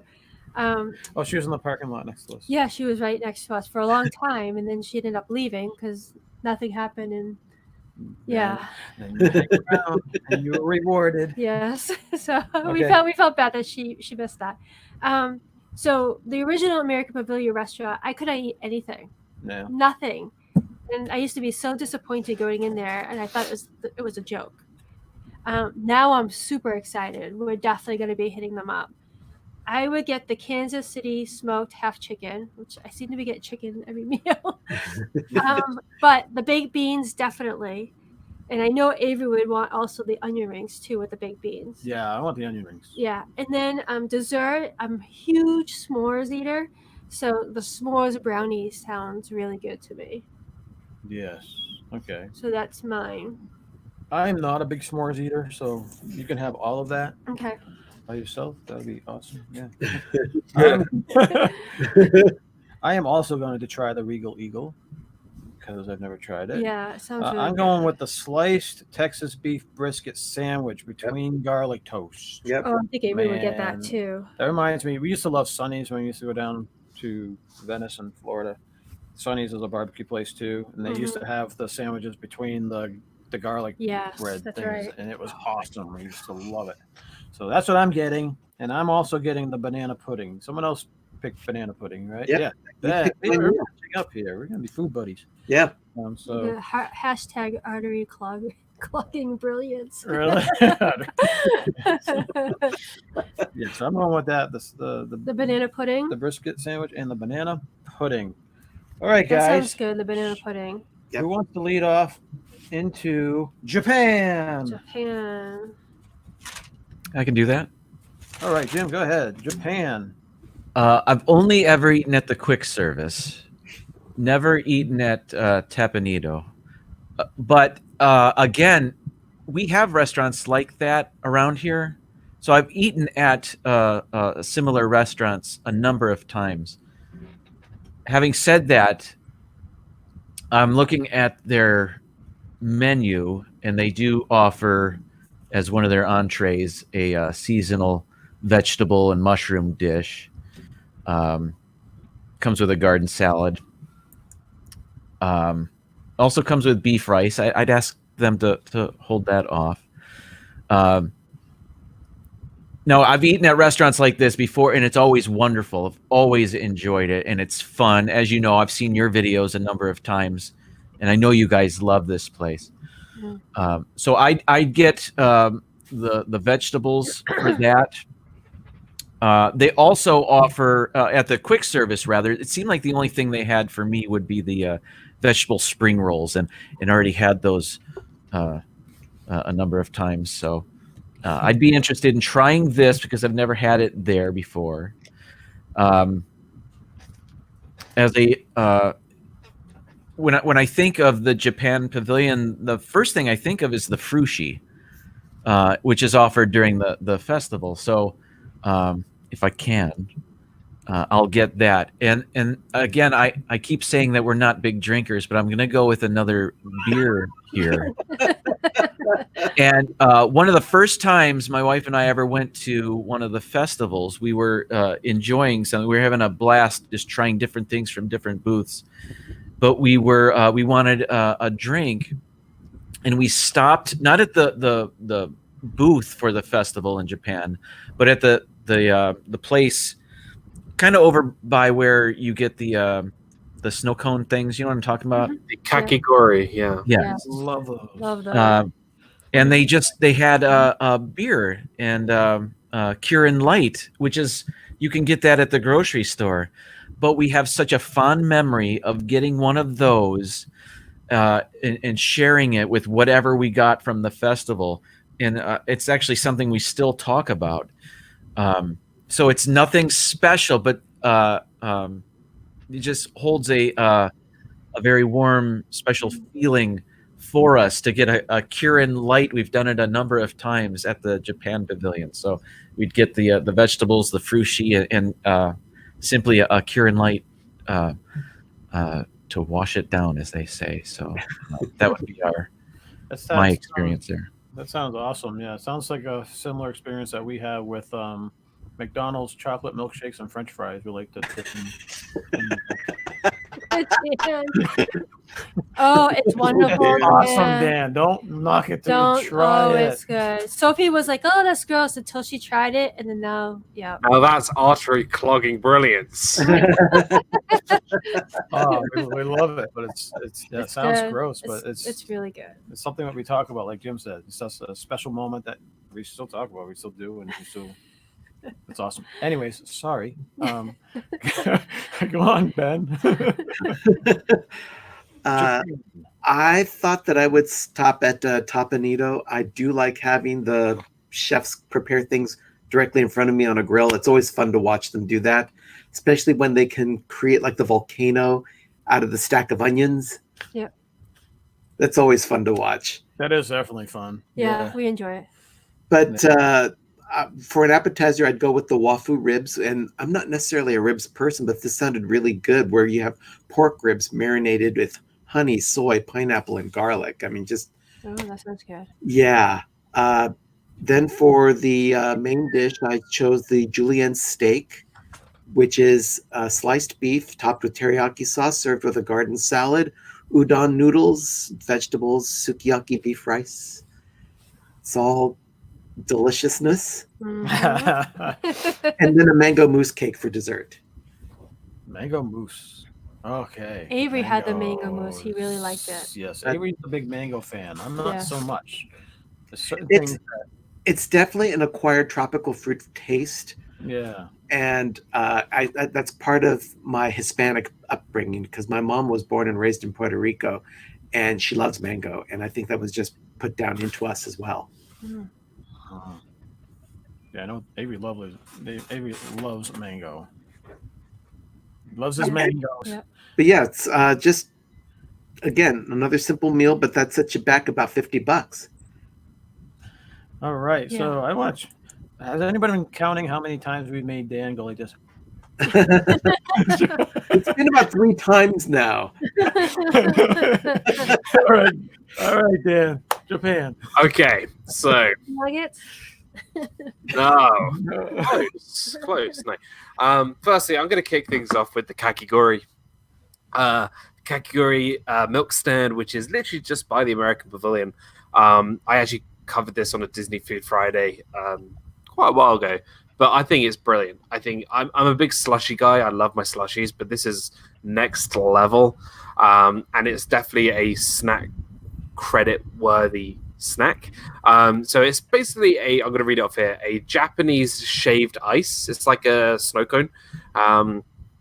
There's rainbow flavor, which I don't really know what a rainbow flavor is, because people name flavors after things they see in the sky. Strawberry, melon, cherry, tangerine, and blue raspberry, and you can get a mix as well. And there's also, for an extra $1, you get a sweet milk topping. These kind of the white topping is brilliant, and I think it's definitely one of the best snacks, not just in Epcot, I think in the whole of Disney. It's very sort of just refreshing, delicious, and it's a big portion. It's maybe about this tall of shaved ice. It's huge. And then I would head over to Tepanetto. Went there last year.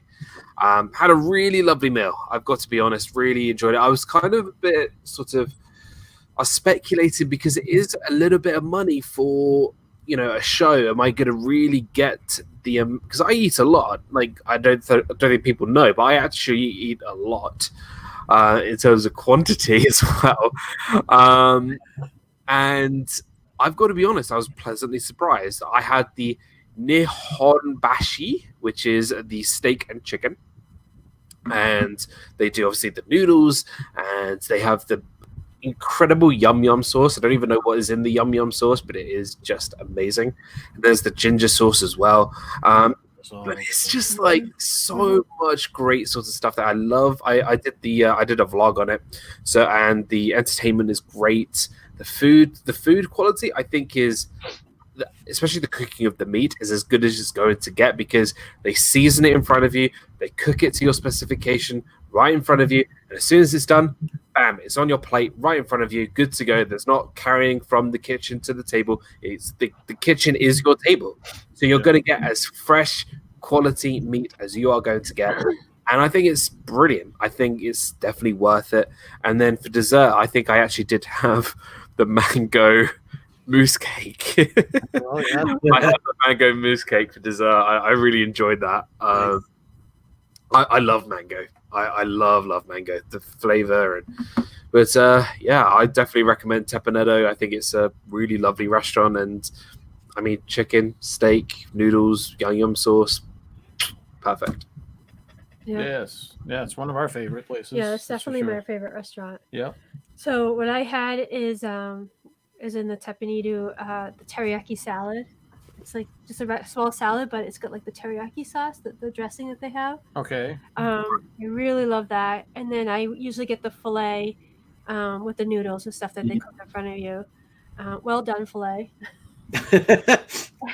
And then I get the green tea mousse cake, which has alternating layers of delicate green tea sponge cake with a light and fluffy green tea mousse, topped with a lush covering of fresh whipped cream. Yes. Really good. It's very good. I think we've split that before or something. Yes, right? we've had it before. We tend to get it every single time. Maybe gets the mango. Yes. So yeah, Tepanetto is definitely one of our favorite places for entertainment and for the food. I love the scallops there. I didn't pick that this time though. I I'm know trying what you're- somewhere new. I'm trying to Takumi Te. Nice. The new restaurant. Into the Okay. box set. I figured Bonto that box? since even though we didn't disclose this at the beginning of the video, this entire trip around World Showcase is being sponsored by Dan. So since you're paying, I think I'm going to be having to pay for a lot of meals. I think so. so I went with the Takumi Te is the new restaurant that's to the right. If you're looking at the Japan Pavilion, to the right of that building that has the Teppanyaki and the other place on it. It's the expensive place, the new expensive place. So I went with the Takumi Gayaniku, which is the artisan beef. It has an A5 rating, whatever that is. The A5 Wagyu tenderloin. So I'm gonna go with the tenderloin because this thing was like $120. I'm like, yeah, Are I'll you try kidding? that. Oh my! I was like, thank you, Hey, Dan. if Dan's paying, why not? Yeah, you know. I'm going with the tenderloin with the leek sauce, warashita, curried potatoes, seasonal mushroom. I had to try that. So I imagine I've never heard of an A5 Wagyu tenderloin before. So I imagine it has to be like Good quality. cows doing yoga in a field. And Cows doing yoga in a field. yes, with sun. Your analogies are so on point today. Mango. I love it. I love it. Now for the dessert. Now this is something I saw this on the menu and I was like, wow, this is something I really it piqued my interest. So it's called shizuku. Okay, and it's water cake. Anybody have any ideas what water cake is? Me neither. But I was like, okay, let me try Yeah. water, Oh my gosh. water cake with yuzu crumble, Whatever Sounds that is. moist. black grape, and blackberry sake. So I was like, okay, it sounded interesting. So I'm like, I want to try that. I want to Okay. try Good luck the with that one. shizuku. Okay. Shizuku, it's awesome. I'm going to be honest. Water cake. I'm going to be honest. I have Water to Google cake that. doesn't sound the most flavorful item I in the world. know, but I'm It's like, very. It's interesting. And this is coming from a British resident. I know. Hey, hold on. Ben, the UK Pavilion is coming up soon. And we'll- I don't know. Just to pique my interest. Water cake. What is You water gotta Google cake? that. I'm gonna write Yes. it down. So we got to try that. I have to try that. The other thing I have to Google is Four Rivers. Oh, Four Rivers. Fantastic Chronicles, I think, said Is Four that in Rivers. Disney Springs? It's in. I think it's at Wilderness Lodge, isn't it? No, that's Geyser Point. Four Rivers. Hold on. Let me use the Google. Okay. And then we also gotta welcome in Monarch Moments. They popped Monarch in. Moments. Welcome So, in. and then Keystone too. Keystone's here. I don't think we said hi to Keystone. All right, Jim. Did you want to start us off in Morocco? Well, Disney Springs Yes. is the food truck. Disney Springs really? food truck. Oh, the food truck there. Is it like a barbecue place? It's got like everything. I think there's 4 different food trucks, specializing in sort of different sorts of items. Huh. It's all street food. It's good. Well, we're gonna do the polite pig in Disney Springs. Yes. We had that set in All our right, brains. we'll check out the Four Rivers. We'll definitely look at it. All right, Jim. Jim Morocco, Jim. The quick service in the Morocco Pavilion is a place that we have. It seems like we stop there every time we are in Epcot. And what's great is I think the menu scares off a lot of people, which benefits us because we can find a table around there every time. Yes. But it's so enjoyable there. I'm actually going to take part of my meal from the quick service and another part from the table service. I've actually never eaten at Restaurant Marrakesh, but I would love to. So I'm going to start at Restaurant Marrakesh. As an appetizer, I saw that they have something called a taste of Moroccan salads. So this is just a salad. It says green pepper and tomato, marinated olives, carrots, potatoes, and cucumber salad. That sounds pretty good to me. I'd move over. I'd get up from my table, go to the quick service, and we always seem to get a falafel, or they also have a kefta wrap. You can't go wrong with either of those. Those are yummy. Back into Restaurant Marrakesh, they have a dessert called the Moroccan Symphony, which is, I guess, a various baklavas, and I love baklava. Actually, the ones they offered during the festivals have been underwhelming to me, but I'd love to see what they have in the restaurant. So just provided they add enough honey to it, I'm in. But the salad, the falafel, and then the baklava would be my choice there. Cool. How about you, Ben? Did you find anything you could eat? Well, I actually remember eating at the sit-down restaurant in Morocco the last time I was at Epcot. But I don't remember if it was still referred to as the Restaurant Marrakesh at that time or not.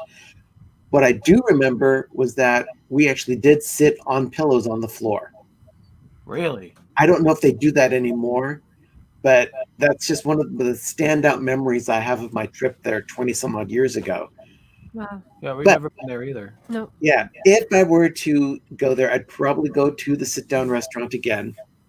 I would start off with a chicken bastila, which is a baked layers of thin pastry filled with minced chicken, almonds, and sprinkled with cinnamon and powdered sugar, which sounds delicious. Yeah. Then I would go with the grilled beef tenderloin shish kebab, grilled tenderloin of beef with mixed vegetables and yellow rice.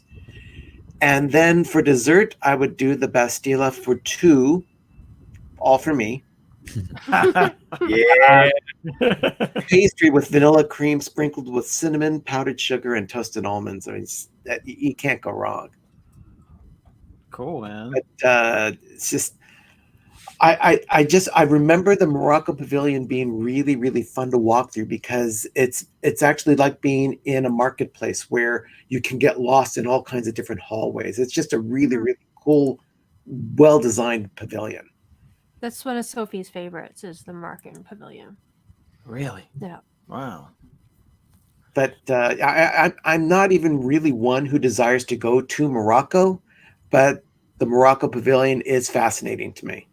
I want to say that the pictures that I've seen inside of Restaurant Marrakesh, I think they have changed the chairs. I don't think they're sitting on the floor anymore. Are It they? is chairs. It is chairs. Yeah. I think Maybe because maybe it turned too many people off, and there is an It's the elderly older, might need help the getting elderly up. would not be able to. They need some help. I'm seeing here that Monarch Moments is saying falafel, yum, haven't had one in a while. And yet I know they're in the South Bay, and the South Bay has the Falafel Drive-In, which is renowned in the Bay Area for having delicious drive-up falafel. Mhm. Really? Falafel. I could tell that, Dan. You kind of went into a glazed look on your face. So what is a falafel? It's chickpeas. It's like Yeah. a fried chickpea. Yeah, like a ball of chickpeas, doughed and Oh, no. fried. It is I delicious. go with the chicken fingers. Okay. Hey, I would try it. I don't think I've ever had that before.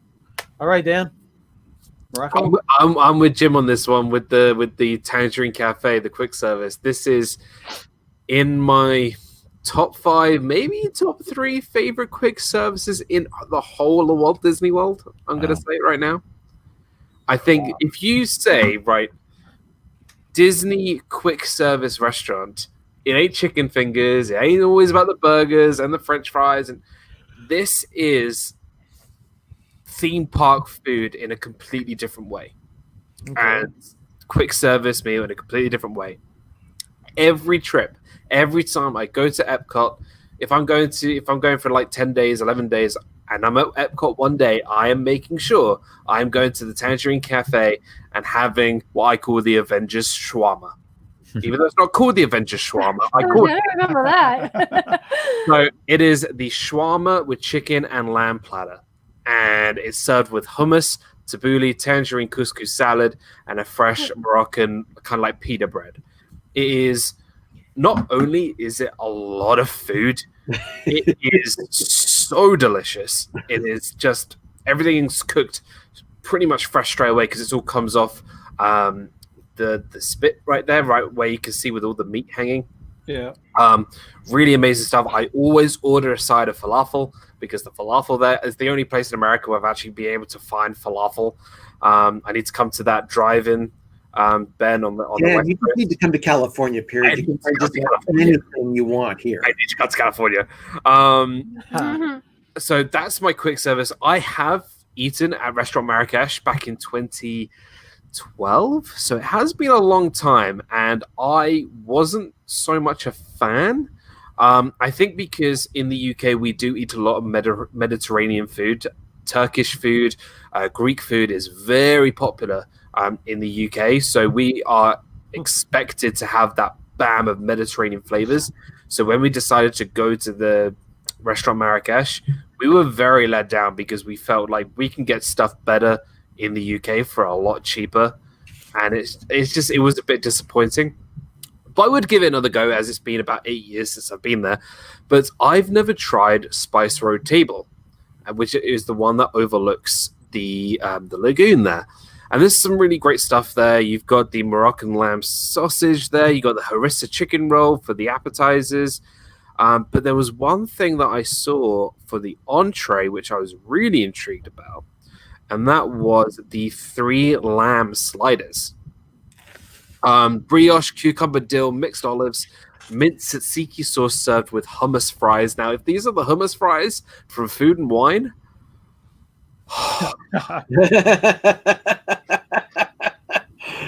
these hummus fries are incredible. They are amazing. So those 3 lamb sliders, those look pretty cool. And actually, they're right there on the screen. But that looks good. Like I would so eat that. But yeah. So I would go Tangerine Cafe and the Spice Road Table. All right. So Morocco for me was very tough. You get grossed out by it every time. Every trip we go and we check out the fast food thing, and they have the examples of what they are, and they just don't look. We had good. chicken and couscous at one of the Food and Wine. But the couscous was things. Cold. I had couscous when it was warm, and it's good. But the one we had, You don't like it when it's cold, okay? And it had a lot of different things. It was gross. So my appetizer, what I did was the chicken pastilla, which is the baked layers with the pastry stuff with minced chicken and almonds sprinkled with cinnamon. So Ben, did you do the beef or the chicken? I did the chicken. You did the chicken? Okay. Yeah. So, and then my meal is a lemon chicken tangine. I don't know what that is, but it's chicken. Okay. And then my dessert is almond orange blossom water tart, raspberry and orange coulis. I don't know what it is. Coolie. It seemed like it was the most safest thing. Okay. Safest. Something new though. So yeah, I mean lemon chicken. You can't really go too wrong with that, right? Yeah. Boy, they got to stock up on chicken. I know. Showcase for you. I'm so picky. Sophie's worse than I am, so Okay. it's a challenge. Yes. So what did you get from Morocco? Morocco, I went with the roasted lamb shank at Restaurant Marrakesh. I don't think I've ever tried a lamb shank, so I wanted to try lamb shank. And then for dessert, I got the Marrakesh Delight. That sounds so wonderful, doesn't it? Marrakesh Delight. It sounds rainbows. It sounds delightful. Sunshine and rainbows. It is fruit salad with mint ice cream, almonds, and orange blossom water. Okay. So we're back to the water, but I'm not sure what orange blossom water is. Does anybody know what orange blossom water is? Well, the other thing, cake water, was no eggs, no milk, and no something else. Right. So this might be the same idea. It might be a orange blossom water, like a juicy thing without those 3 items. I don't know. Dennis, what's orange blossom water? My mom would get the baklava if she was at the Okay. Morocco Pavilion. Really? Yeah, so if we're able to go in November, she'll have to stop and get one of those. All right, moving right along. I think we have what? We have France, England, and Canada left. Yeah. Jim, do you want to bring us into France? Sure. Yes. I've heard great things about. There's 2 sit-down restaurants, table service restaurants in France. The one that is easily seen by everybody that walks through the pavilion, Chefs de France. Mm-hmm. And then there's the one that's upstairs that not everybody knows about, and that's what is that? That's Chef Paul's. Monsieur Paul. Monsieur Paul's. Yeah. Yes. I was kind of interested in that. It sounded like a hidden gem. I've heard great things about it, but I looked at the menu and I don't think there's anything on there for me.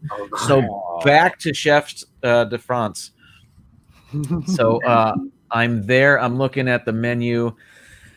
As an appetizer, this sounds like I did not put any thought into it, but I did because, again, there's not a lot of options for somebody that's not going to eat meat. I'm going to go with the French onion soup. Okay. That sounds too on the nose, but I've got to go with it, and it's delicious. Mm-hmm. As an entree, there is, and I'm going to cheat here by saying the English name for it. It's simply a vegetable lasagna. The French name has 10 words in it, and I'm not even going to try it. But it has zucchini, eggplant, bell peppers, onions, tomatoes, baked into thin layers of pasta. Now, why I would get lasagna at a French restaurant sounds wrong, but again, there's not a lot for me here. I do see that they offer a grilled flat iron steak, and it's funny, we were just talking about this. The flat iron steak, I don't know if anybody's had a flat iron steak, but it is a wonderful cut of beef. If you've never had it, it's not widely offered because we think it's because the butchers keep this cut for themselves and they don't sell it. It's so good. It's marbled, and if you're a meat eater, go for the flat iron steak. Try it. I think you'll be very happy with it. And for dessert, again, a wonderful memory that I have with my family is getting an assortment of the macarons, and we actually. The memory I'm thinking of specifically is taking these, going to the American Adventure, because at the time they did offer a hot dog. So I went there for Annabelle to get a hot dog. But the rest of us had dessert there, just sampling the variety of macarons, and it was just, we have pictures of it, and it's just a wonderful memory. So French onion soup, vegetable lasagna, macarons. Cool. Awesome. That sounds like a good little meal there. How about you, Ben? I also went to the Chefs de France. Okay. And I'm with Jim. I would start with the French onion soup. It's just like spot on perfect. I love a good French onion soup, especially with all the cheese in it. It's like, oh my gosh, it just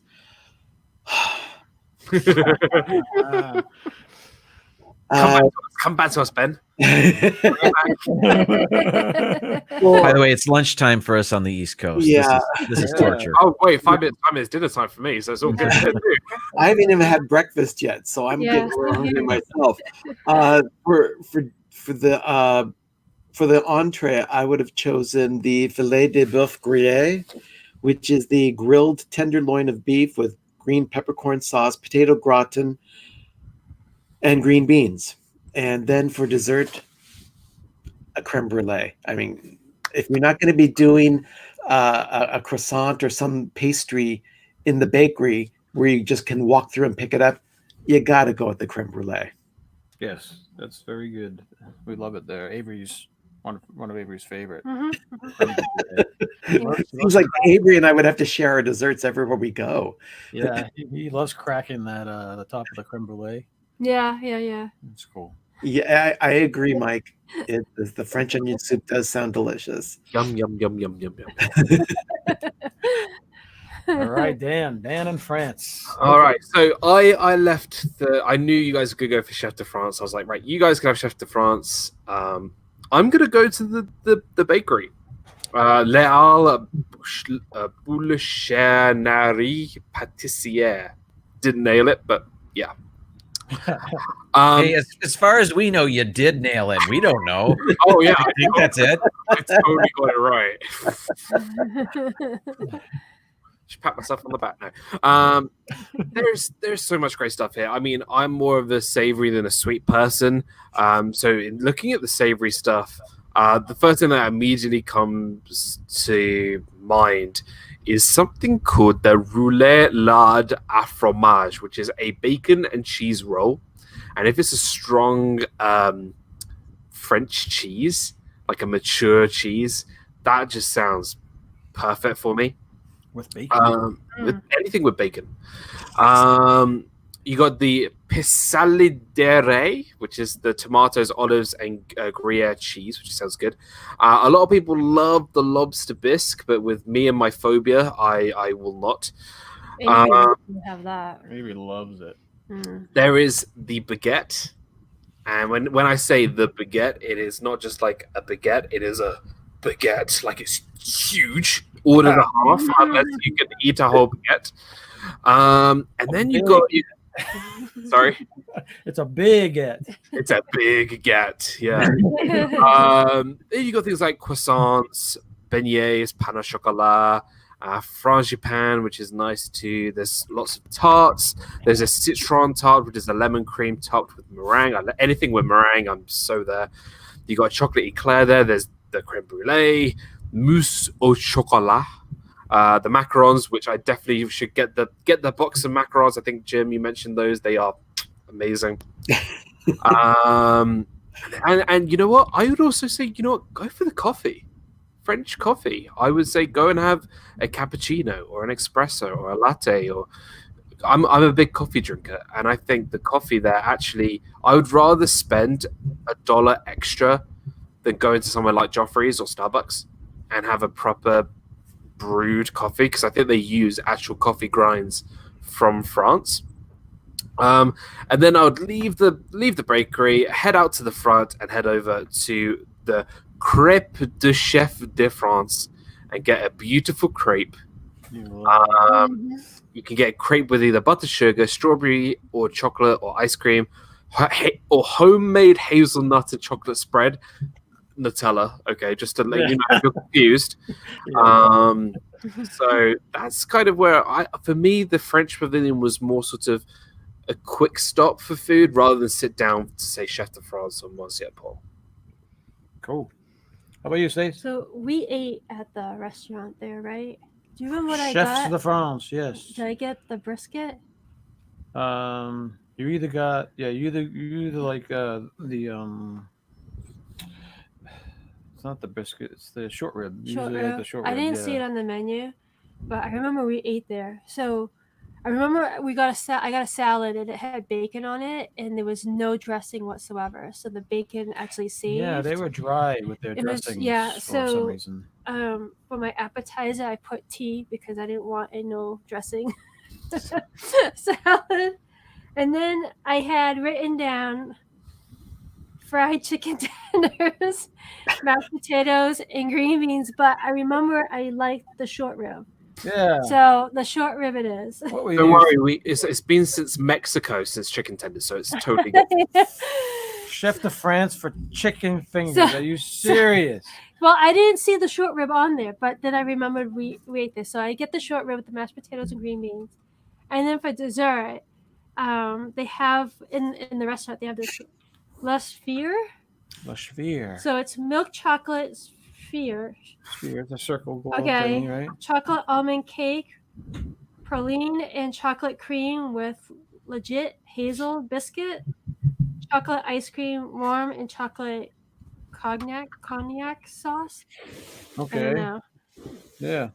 And then also we always hit the crepes up, the chocolate crepes every time we go. Ooh, we gotta welcome in Tina. Tina Marie Photography. Welcome in, Tina. Thanks for stopping by. We are wrapping up Epcot. We have like a couple more pavilions to go. Now, my France, I went up to Monsieur Paul with Dan, I believe. For the appetizer, I've never had before. Again, I'm trying new things here. Escargot chrome cuit with garlic, watercress, potatoes, and chicken velouté, whatever that is. I've never tried escargot. I know they're snails, right? Yep. But they're French snails, so they gotta not make you puke or anything, right? They gotta be decent, right? They gotta be good. I think snails are snails, Charlie. All right. Well, you think They're they're very rude. That we save in the walkways at the hotel.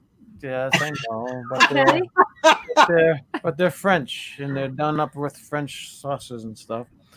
I'm gonna give them a shot. You're one of the greenie. I'm gonna try the escargot.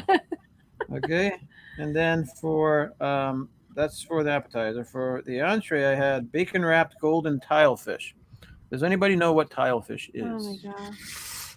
Ah, You're going to be staying at the hotel the rest of the day. I'm trying- me and I the kids thought will it- continue walking around while you're running to the hotel. I Let me thought it say. was interesting. Tile fish. I never heard of tile fish. I'm like, oh, maybe I want to try to eat one. Let's try to eat a tile fish. Okay. Anyways, tile fish comes with spaghetti squash, mashed potatoes, and butternut cream. So it's got to be. Do you have a? Gotta be decent. And with my dessert, I'm going with a Napoleon from Napoleon. the pastry place in the back. Okay. Napoleons. They look awesome, but I hate it how they look so pretty. You go to cut into them and they don't cut, and so just it fall all apart. so Yeah. and it flattens out and squishes. And Yeah. anyways, all right, England. Let's go to England. Let's go across the channel. Literally go across that channel to England. Jimbo, you want to take us to England? Yes. Yeah. I'll be stopping in the Rose and Crown.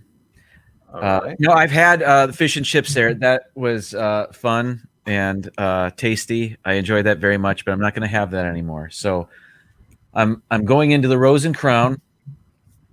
And as far as an appetizer, not a lot. Well, they have a cheese platter, but I was more interested in the coronation salad with an apple madras yogurt dressing on top of a crunchy lentil cracker. That'll be my appetizer. My main course, I was surprised to see this on there. It's something called the savory hot pot. It says it's seasonal vegetables in a meatless, rich casserole baked with a sliced potato topping. And so again, like the burger over in the Regal Eagle, I believe this is a Beyond or Impossible yeah. burger. It's a hot pot, Meatless. like a meat hot pot or a chicken pot pie, but without, chicken. Gotcha. Okay. Yeah. So that's my like go-to entree. Ooh. And then for a dessert, what sounded most interesting to me is the sticky toffee pudding, steamed pudding, quote, cake. I don't know why that's in quotes. Served with warm vanilla custard and a hot butter rum sauce. It's called. I think the reason why they put cake is when you pudding for you guys is like a chocolate pudding, Yeah. right? But pudding for us is like dessert, if that makes sense. Yeah. It does not. More of a So cake. okay, so instead of having you have like a tub of chocolate pudding, right? Like Jello. Like a Right. chocolate. But we Yeah. all, like, for example, when we sit down for a meal, we all have starter, main course, and pudding. Instead of calling it dessert, we call it pudding. But it's not Gotcha. actually Okay. More like a an cake. item. It's just what we call it. It's just what we call dessert. Oh, okay. I got It's just a dessert. So are you familiar with this dessert, Dan? Yeah, sticky toffee pudding is it's part of British culture. It is. I had it 3 nights ago, and it's pretty much just a cake, a steamed cake, and it's normally filled with dates or raisins or something like that. You can have it without. Sometimes they do it without, and it's like a sticky toffee sauce or glaze that goes over it, and it's delicious. It's really light and fluffy and very sticky, and yeah, it's delicious. That's my choice. Good choice. It's a good choice. All right, we're gonna welcome in Tina McNeil. Tina McNeil. Welcome. Tina. All right, Ben, you want to take us to the UK? I would love to take you to the UK. I haven't been there in many years. I too am going to go to the Rose and Crown pub because when I walked by the Yorkshire County Fish Shop, it's got fish in the title of it. It's just not going to do me. I got to stay away from the seafood. So at the Rose and Crown, I thought, my nephew, actually my niece married a British national, and they live here about a mile away from me here in Oakland. But he's always raving on and on about British cheeses. So in honor of my nephew-in-law, I will get the cheese platter. Yeah. And this whole time through all the World Showcase, I haven't had a burger, so I'm going to do the pub burger here. Oh, okay. Nice. Okay. It's with a beer cheese sauce, bacon, and beer battered leeks served with a Branston mayonnaise, which I'm assuming is not a traditional American mayonnaise. Branston is a type of pickle. Yeah, Oh. exactly. Yeah, Branston pickle is one of those things that my nephew's always getting in his Christmas stocking for me. We can find it here at Cost Plus World Market. And I always get him that along with a bottle of HP brown sauce. And it's just things that remind him of home. But that you can find them here. And then for dessert, an English trifle. You can't beat a trifle. It's just the lady fingers. It's just, oh my gosh. Good. I'm having another moment here. My niece's birthday was last weekend, and she made individual trifles for each person in mason jars, so we wouldn't have to scoop out of the same dish and all that. And it was a raspberry trifle, and it was just so spot on delicious. Wow. It's just, I want some more, but I really shouldn't have any more. So is Branston a brand name? Yes. Yeah. Okay. Yeah, that's a good call. But I would probably order it without the Branston pickle because I'm not, me and pickles. Everyone already knows I'm not a pickle fan. And I'd probably do it without. And that might be sacrilege to a lot of people, but it is what it is. I may not be as picky as Stacy is, but for me, I draw the line at pickles. Yeah, especially if they don't belong on tacos. But all right, take it away, Dan. We're gonna welcome in Anna Bananas. Sorry, oh, Dan, get over it. Oh dear. Well, okay. Here's my rant. The Yorkshire County Fish Shop is not a fish shop. We call a fish shop a chippy here because it's where you get all your fish and chips. And if it was a proper fish and chip shop, it wouldn't just have fish and chips on it. It would have pickled onions, pickled eggs. It would have what we call a bacon sarnie, which is a bacon sandwich. They would have lots of different items on the menu. So just to have fish and chips on the menu is kind of like, that's it? That's all you have on the menu? Come on, like, seriously? So Rose and Crown pub it is. There's not really anything else that you can go for. For me, there's nothing more British than having a Scotch egg. Now, a Scotch egg is, I'll read it off here, is a golden fried hard-boiled cage-free egg wrapped in sausage meat and mustard sauce. So they literally hard-boil an egg, they encrust it in sausage, and they fry it, and it's amazing. It is a staple. They used to, miners used to have them. They used to put them in their lunchbox. It was so easy peasy. Absolutely delicious.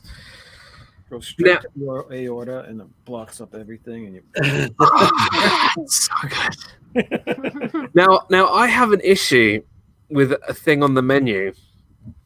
The shepherd's pie. Okay. That's not shepherd's pie. Let me read it. It says ground beef, seasonal vegetables, English peas, mashed potatoes, and McCall's Irish cheddar. Shepherd's pie is made with not beef. It's made with lamb. because shepherds herd the sheep. Sheep. So it's not. It shouldn't be called a shepherd's pie. It should be called a cottage pie. So I'm going to ring up Disney and call management and say you need to change your menu because that's wrong. If they put ground lamb mince in there instead of ground beef, then maybe I'll go for it. But that is not a shepherd's pie. Apart from that, there's lots of other great things on the menu. I think the chicken masala curry is something that is very well known here in the UK. Chicken tikka masala, chicken masala curry was not invented in India. It was invented in the UK. And also you can have your fish and chips, but I would recommend having the bangers and mash because we like to use our English slang. Bangers and mash is pretty much bangers being English sausage and mashed potato. Mushrooms, onions, and red wine demi sauce. It's hearty. I mean, that's British food really there for you. It's hearty. It's filling. It's really good stuff. It's what we have on a regular basis. What you get in the pub, you go for, bangers and mash or fish and chips or a burger. That's pretty much where you go for. And I will never ever eat a shepherd's pie from Rose and Crown. I would go to the sides menu, and I would recommend Bubble and Squeak. You guys heard of Bubble and Squeak before? I believe I Heard of have. it. Yes. Now, I think, Jim, you might like this because it's completely vegetarian. And what it is, it's basically when you have leftovers from a Sunday roast, you put potato and cabbage and peas and carrots and sprouts and stuff into a pan, and you fry it up. And why it's called Bubble and Squeak is because the cabbage bubbles and squeaks in the pan while it's cooking. So we call it Bubble and Squeak. And it's a really nice sort of side dish. It's kind of a little bit sort of like roasted veg casserole. It's really good. And for dessert, I think it has to be sticky toffee pudding. It is a classic. It is warm. It is just perfect for a finishing meal. It's not too heavy. It's very light, sticky milk chocolate with a bit of vanilla custard. It's perfect. So, yeah, apart from everything else on the menu, apart from the shepherd's pie, I would order it. This moment in British cuisine brought to you by DizneyDan. Don't order the shepherd's pie. It's wrong. It's wrong. All right. So first we're gonna welcome in Anna Banana Diaries, Welcome in. and also Griswold. I thought I saw The them Griswold family Yes, I think I saw them All in right. here too. Welcome in, Griswold. So my appetizer is the UK cheese platter. Yay! Me So yeah, so we tend to get that every time we've eaten in the It's good. the Rose and Crown. too. Yeah. They used to have a Sunday roast, which was to die for. It was like my favorite meal ever. Yep. Since they removed that, I'm gonna be getting the shepherd's pie. Cottage pie. Cottage pie. There goes Dan. We've lost Dan. Bring Dan back. It's the cottage pie. Cottage pie. With no Disney, you need to change your food item. And then I have to get a side of chips because I love the England French fries, the thick steak fries type. Yep. And then I have the sticky toffee pudding as well. Sticky toffee pudding. Yeah. Hooray. Yeah, that's really good. I am also, are you done? I'm done. I'm also going to eat at the Rose and Crown with my darling wife. We're going to split a cheese platter. All right. I'm going to go for the grilled Scottish salmon with Nice. cannon potatoes, green beans, and herb citrus butter. Avery would probably get that too, huh? I think he would. Mm. It's a good I'm choice. in So if he England. can't eat at the UK pavilion, there's nothing that she likes there. Yeah. Even the kids menu, she doesn't like the items in the kids menu there. Yeah. Wow. So whatever. That yeah. makes it tough. Yeah. Well, she can starve until we get to another pavilion. Well, I that's guess. what we did before. Yes, I also went. We're not running over to Africa to get her a hot dog. We're No. not, we're not, I think Jim will do that for us. we're not good parents like Jim. But I also went with the sticky toffee pudding. The sticky toffee pudding.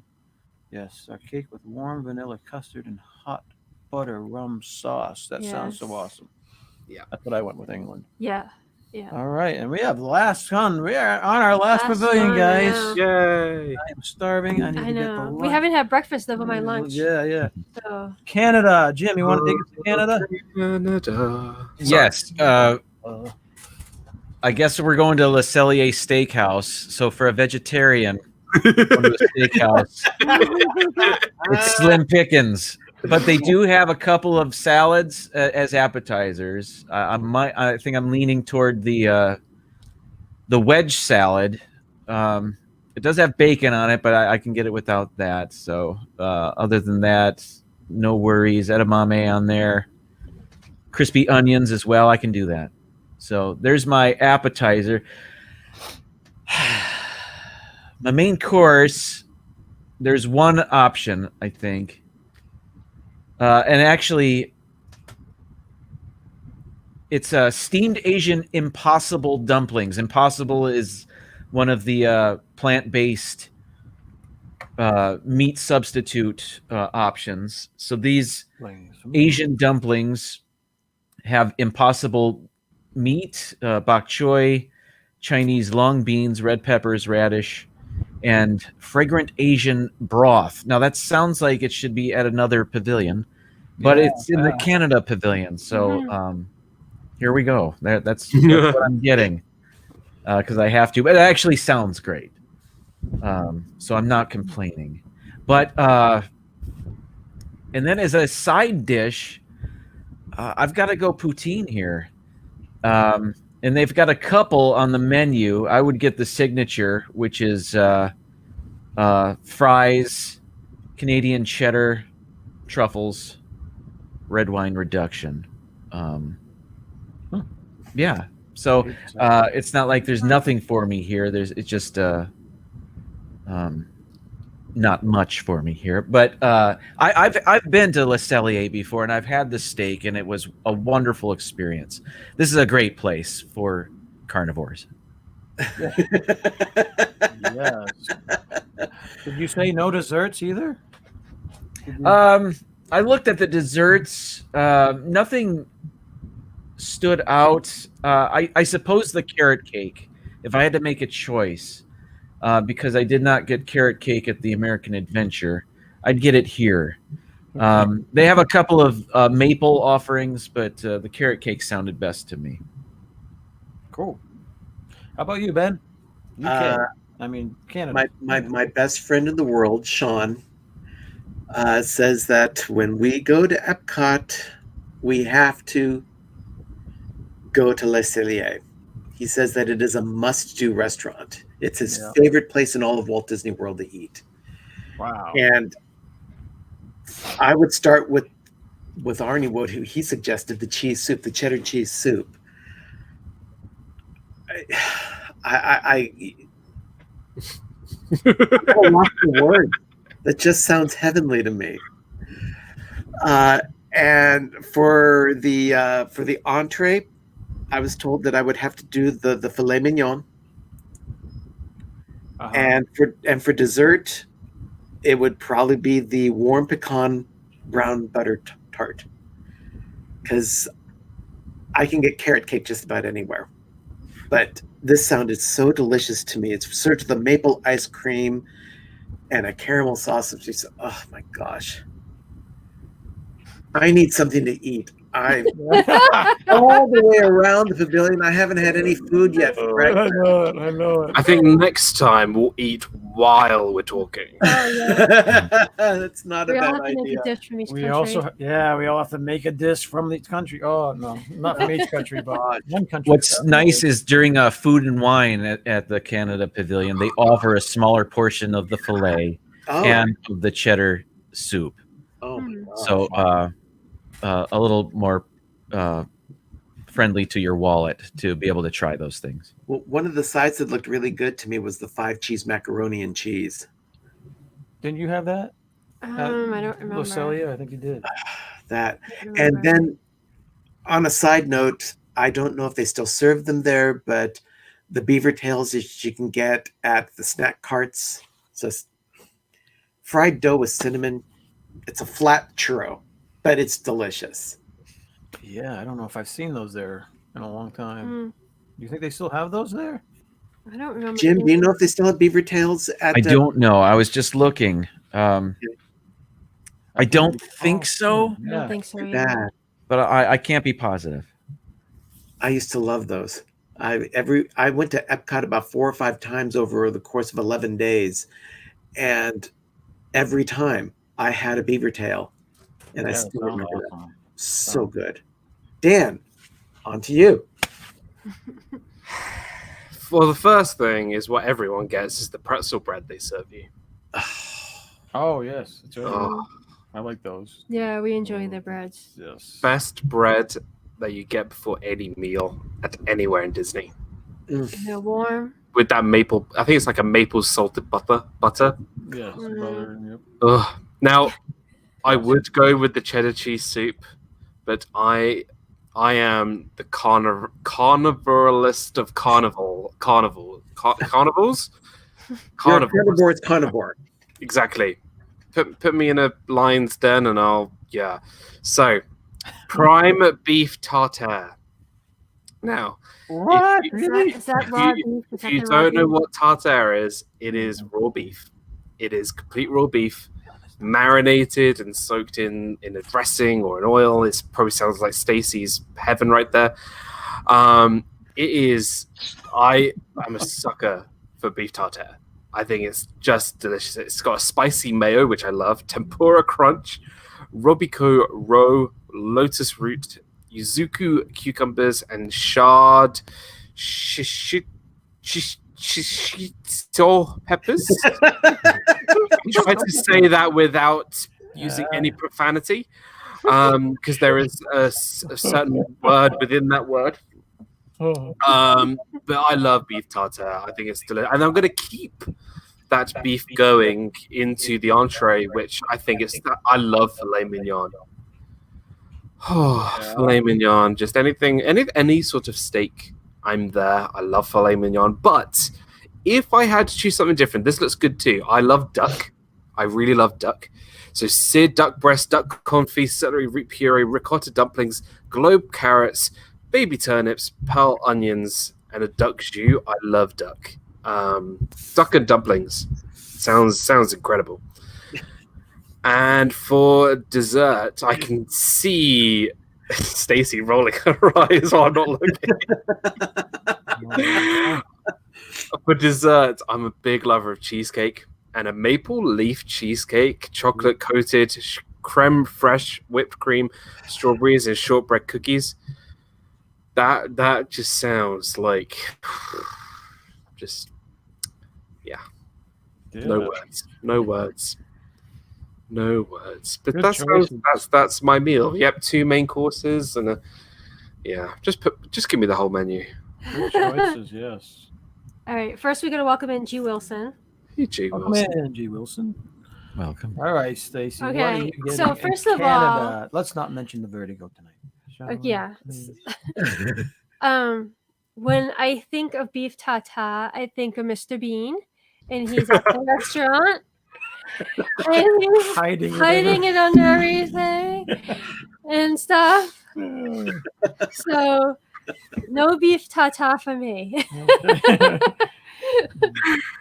So my appetizer would be the artisan cheese platter. We always get that That's with one a of our- compliment. out of all the cheese platters, that's probably our favorite. Yes, one. that's our favorite one. I so mean, far.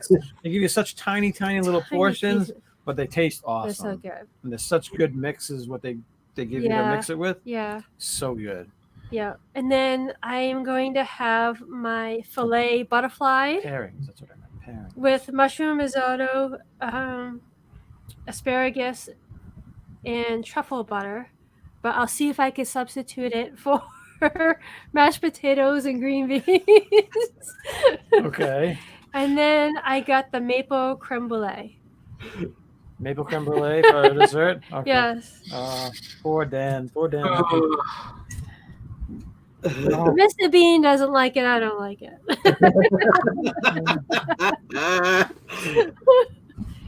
Yes. I'm not going to even go there. If I have to have my steak butterflied, how do you think I'm going to be able to eat raw meat? So hold on. Okay, hold on. So with the fillet, right? a fillet, a very tender, beautiful piece of meat, you ask them to tenderize, like flatten it, yeah? Yeah, they cut it in half and yeah. Well, they don't. they No pink just- whatsoever. it's cut in half to be able to Cook cook it all the more, way through. more fully. Right. Because they're really thick and she's Yeah. already asked for them well done, and they're still pink Yeah. in the middle and stuff, which she doesn't like. So they have to fillet it. Yeah, they have to butterfly it. Yeah. All right, we're gonna welcome Debo. Elephant scab. I have an update on beaver tails. Okay. They were last available in Epcot in 2004. Oh. No wonder no one's heard of them. Oh, we also have to Venom for Your Life also is in. Welcome. Venom for life. Okay. Venom for your life. Yeah, for four. My Canada, I had the Canadian cheddar cheese soup as my appetizer. I've never had the cheddar. I very really good want there. to try that. I like it. It's just really good. cheesy soup, right? There's Yeah, nothing pretty weird much. in it. Yeah, pretty much. I'm sorry. I Melted might be able to try this. Stacy, I love you so much. And I went with the duck and dumplings, like Dan said, the duck and dumplings with the seared duck, ricotta dumplings, carrots, turnips, pearl onions, and duck au jus. And then I went with the carrot cake because I haven't had carrot cake in a long time. I was like, I want to try carrot cake again, and but this carrot cake is with candied walnuts and coconut caramel. It must be awesome. What? Fantastic Chronicles knows me so well. I think by the end of this stream, we all know you very well.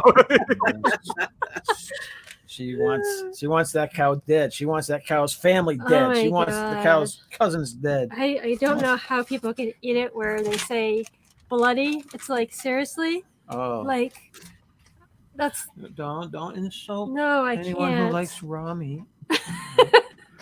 Yeah, mine's not even cooked. I just have it on a plate. It's still moving. I still have to kill it. All right, guys. So that is our tour around World Showcase. Does anybody have anything else that they would like to mention in regards to food around World Showcase? Everything else that I couldn't put on my list. Yeah. I'm starving. Yeah. Me too. We got to eat now. Yes, this is all Epcot food. Oh, we can't wait till it opens again. I know. We need to go order some food and pick it up, but it has to be real food. Really? Now that we've talked about Real. this, real, Yeah. fully cooked through real food. Thank you all for joining us. We went way over I our know. limit again. I know. Well, thanks for how staying can you not around. with Epcot? Epcot is tough. You can't do Epcot World Showcase in an hour. No, absolutely not. You know, it's like every subject we've done with Epcot World Showcase has gone at least 2 hours. Yeah, so it's crazy. it's I crazy, apologize for yes. keeping everybody. Yeah, we apologize for the length of the video, guys. Thank you for being our guests. I mean, I couldn't have picked more awesome guests for this topic. Oh, Seriously, you guys were so fun to do this with, and we appreciate. Well, thank you for the yeah, invitation. thank you for having us. Thank you, everyone in the chats too. Yes. Thank you for stopping by. Please check out these guys' channels. More Sunshine, please. Pepper Tree Villa and DizneyDan. Check out their channels and subscribe. And they're really awesome guys. And check them out. And anything else you would like to say? Nope. Wednesday. I think we're on. I think Jim's joining us Wednesday too, right, Jim? When we start. I don't know anymore. Yes, I think so. You just tell me. I'll be there. You're first, Series. family second. It's going to be awesome Wednesday. I'll put up the thumbnail Yes. tomorrow. We're ranking rides and attractions at Magic Kingdom. Oh yeah, we got Jim, we got Waldo Dougie, Grams, and we got Rob Rob. Fuzz. Yep, Rob. Going to Yep. join us Wednesday. Yep. Awesome. Yep, So we'll that's see our you next all one. then. Everybody, thank you so much. Enjoy the rest of your Sunday. If you're Yeah. in the Massachusetts area, enjoy the sun. It's sunny outside. Go outside. Get some sun, vitamin D. We'll Yes. see you next time. Don't forget to do your duty. And it's a big duty. See ya, baby. We got to change that.